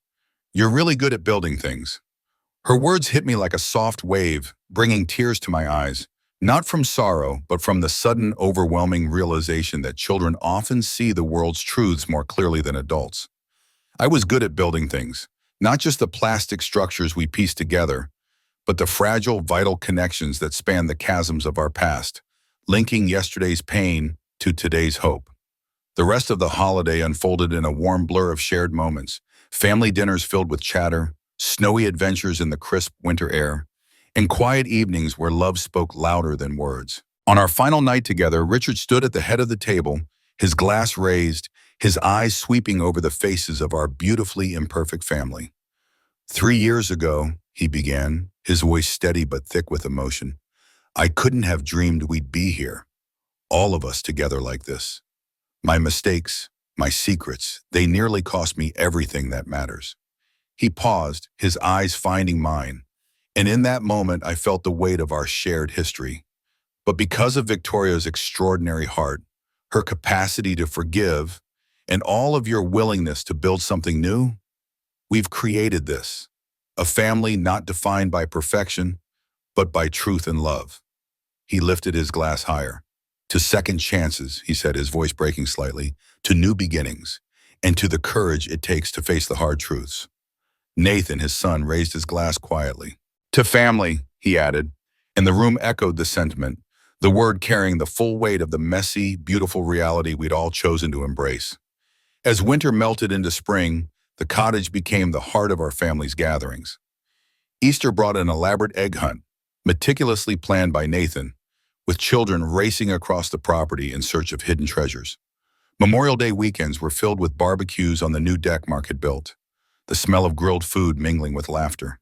Summer days saw the grandchildren splashing in the lake, Richard patiently teaching them to fish from the dock, his hands steady as he guided their small fingers. Jessica and Daniel settled into a charming house in Oakridge, just a short drive from ours, and their art center project with Nathan blossomed into a vibrant hub for local artists. In June, Mark and Olivia welcomed their daughter Grace, named after my dear friend who had been my anchor through the darkest days of betrayal and separation. Life wove itself into new rhythms, not flawless, but alive with genuine connection. Richard and I continued our monthly sessions with Dr. Harper, not out of necessity, but out of a shared commitment to growth, to understanding the journey we'd undertaken together. During one session, as the third anniversary of that life-altering discovery approached, Dr. Harper leaned forward, her eyes warm with admiration. "What you've accomplished is remarkable," she said. "Many couples don't survive a betrayal of this magnitude." I nodded, my heart heavy with the memory of those early days. "We almost didn't," I admitted. "There were moments when walking away felt like the only option." She tilted her head, her expression curious but knowing. "What made the difference?" Richard and I exchanged a glance, a silent conversation passing between us, rich with unspoken understanding. "Choosing to transform rather than just repair," I said at last. "We couldn't go back to what we had, but we could build something new." Richard's voice joined mine, steady and sure. "And realizing forgiveness isn't a one-time act. It's a choice we make every day, earned through honesty and respect." Dr. Harper's nod was one of quiet satisfaction. "Those are hard-won truths," she said, "and they'll carry you through whatever lies ahead." On the third anniversary of the day I found that devastating envelope, Richard and I returned to Cedar Lake, to the dock where our 40th anniversary had unraveled into pain and revelation. The spring day was breathtaking, clear blue skies, a gentle breeze, the lake sparkling like a promise. "Why come back here?" Richard asked, standing beside me as we gazed out over the water. "Wouldn't it be better to let this day fade?" I shook my head, my voice soft but certain. "I don't want to erase it, Richard. That day broke us, yes, but it also reshaped us into something stronger." He nodded, his expression heavy with regret. "I wish I could undo the pain I caused you," he said quietly. I turned to him, curiosity flickering. "If you could change it, what would you do differently?" He thought for a moment, his eyes distant. "I'd have told you about Nathan from the start, of course. But more than that, I'd have been fully present in our marriage. Shared all of myself, not just the parts I thought you'd accept." I nodded, my own regrets surfacing. "And I'd have asked harder questions," I said, pushed past the easy answers, made room for the difficult truths instead of hiding in comfortable illusions. We stood in silence, lost in our own reflections, the lake stretching out before us like a canvas of possibility. After a moment, Richard reached into his pocket, pulling out a small velvet box. "I have something for you," he said, a nervous smile tugging at his lips. Inside was a delicate silver pendant, a tree of life, its branches woven with tiny gemstones that caught the light. "It's beautiful," I whispered, lifting it from the box. "What are the stones?" "Birthstones," he explained, his voice warm with meaning. "One for each of us, you, me, Jessica, Daniel, their kids, Mark, Olivia, Grace, Nathan, Claire, and their children. All of us connected." Tears pricked my eyes as I turned the pendant, watching the gems, sapphire, emerald, diamond, ruby, amethyst, sparkle in the sunlight, each one a thread in the intricate fabric of our family. "Will you help me put it on?" I'm Indian," I asked, handing him the necklace and turning. His fingers brushed my neck as he fastened the clasp, the pendant settling against my skin like a vow. "Perfect," he murmured, his hands resting gently on my shoulders. I turned to face him, taking his hands in mine. 3 years ago, right here, I thought my life was over," I said. "It was," he replied softly, his eyes meeting mine. For both of us. I nodded, a quiet smile breaking through. Yes, but what I didn't see then was that endings can be beginnings. That from the ashes of what was, we could build something real, something lasting. The realization that what appears as devastation can often be a catalyst for profound change settled over me like a quiet revelation. Richard's hands, warm and steady, enveloped mine with a tenderness that spoke of years weathered together. "I love you, Victoria," he said, his voice low and earnest, with a depth and honesty I didn't even know I was capable of until now. His words carried the weight of a man who had journeyed through his own shadows and emerged transformed. "I love you too," I replied, my voice trembling with the gravity of our shared history, the joy, the heartbreak, the unraveling, and the painstaking effort to weave something new from the frayed threads of our past. I meant every word, not just for the man I married 43 years ago, whose charm and ambition had swept me off my feet, nor for the man whose betrayal had shattered my trust, but for the person standing before me now, vulnerable and courageous, who had faced his failures and chosen growth over denial. As we walked back to the car, our fingers intertwined, I reached up to touch the silver pendant resting against my collarbone. Its design, a tree with delicate branches stretching outward, felt alive under my fingertips, a tangible reminder of the life we had salvaged from the ruins of secrets and deceit. Our family wasn't flawless, nor was our marriage a polished artifact untouched by time. Instead, it was a living, breathing entity, scarred, resilient, and ever-evolving in ways I could never have predicted. The pendant grounded me, a symbol of roots and connections that endured despite the storms. That evening, we moved through the kitchen together, preparing dinner in a rhythm that was both familiar and refreshingly new.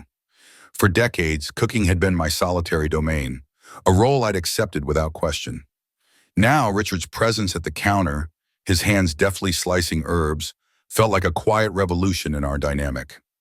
As I stirred a pot on the stove, a deep, unshakable contentment settled within me, richer than the fleeting happiness I'd once mistaken for fulfillment. It wasn't just the act of cooking together, it was the unspoken understanding that we were building something new, moment by moment. Richard glanced over, his eyes catching the faraway look on my face as I diced carrots. "What's on your mind?" he asked, his tone gentle, curious. I paused, a smile tugging at my lips as I searched for words to capture the tangle of emotions swirling inside me. "I'm just grateful," I said finally, setting down my knife to meet his gaze. "Grateful for everything that led us to this moment, even the parts that nearly broke us." His brow furrowed slightly, inviting me to elaborate. "3 years ago," I continued, my voice steady but thick with memory, "when I found out about your secret son, I thought it was the end of everything. I thought it was the worst thing that could ever happen to me. Now I see it differently." "How so?" he asked, his eyes searching mine, open and unguarded in a way that still felt new after all these years. I took a breath, letting the truth unfold.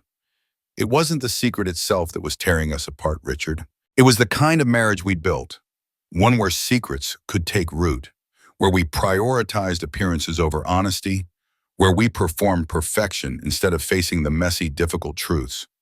When that secret came to light, it forced us to confront the cracks in our foundation.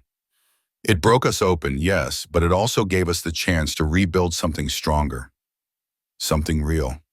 Richard nodded slowly, his expression softening as understanding dawned. He set aside the bottle of wine he'd been uncorking and crossed the small distance between us, his presence steady and grounding. "You are the wisest person I know, Victoria Reynolds," he murmured, his hands gently cradling my face. His thumbs brushed against my cheeks, and in his eyes I saw a man who had learned to love not just me, but the truth of himself. "And I am the luckiest man alive to have this chance to truly know you, to build something honest with you after all these years." When his lips met mine, the kiss was both achingly familiar and startlingly new, a bridge between the past we'd survived and the future we were choosing to create. In that moment, I felt the weight of our journey settle into my very bones, not as a burden, but as a foundation. We had been shattered, yes, but the breaking had revealed a deeper wholeness, a connection more authentic than anything we'd known before. It was a love that didn't shy away from imperfection, but embraced it, weaving beauty from the fragments. 3 years ago, when I held that manila envelope in trembling hands, my world had felt like it was crumbling. The truth it contained, Richard's hidden son, a life he'd kept from me, had threatened to erase everything I thought I knew. But now, standing in our kitchen, surrounded by the warmth of shared effort and quiet understanding, I found a peace I hadn't believed possible back then.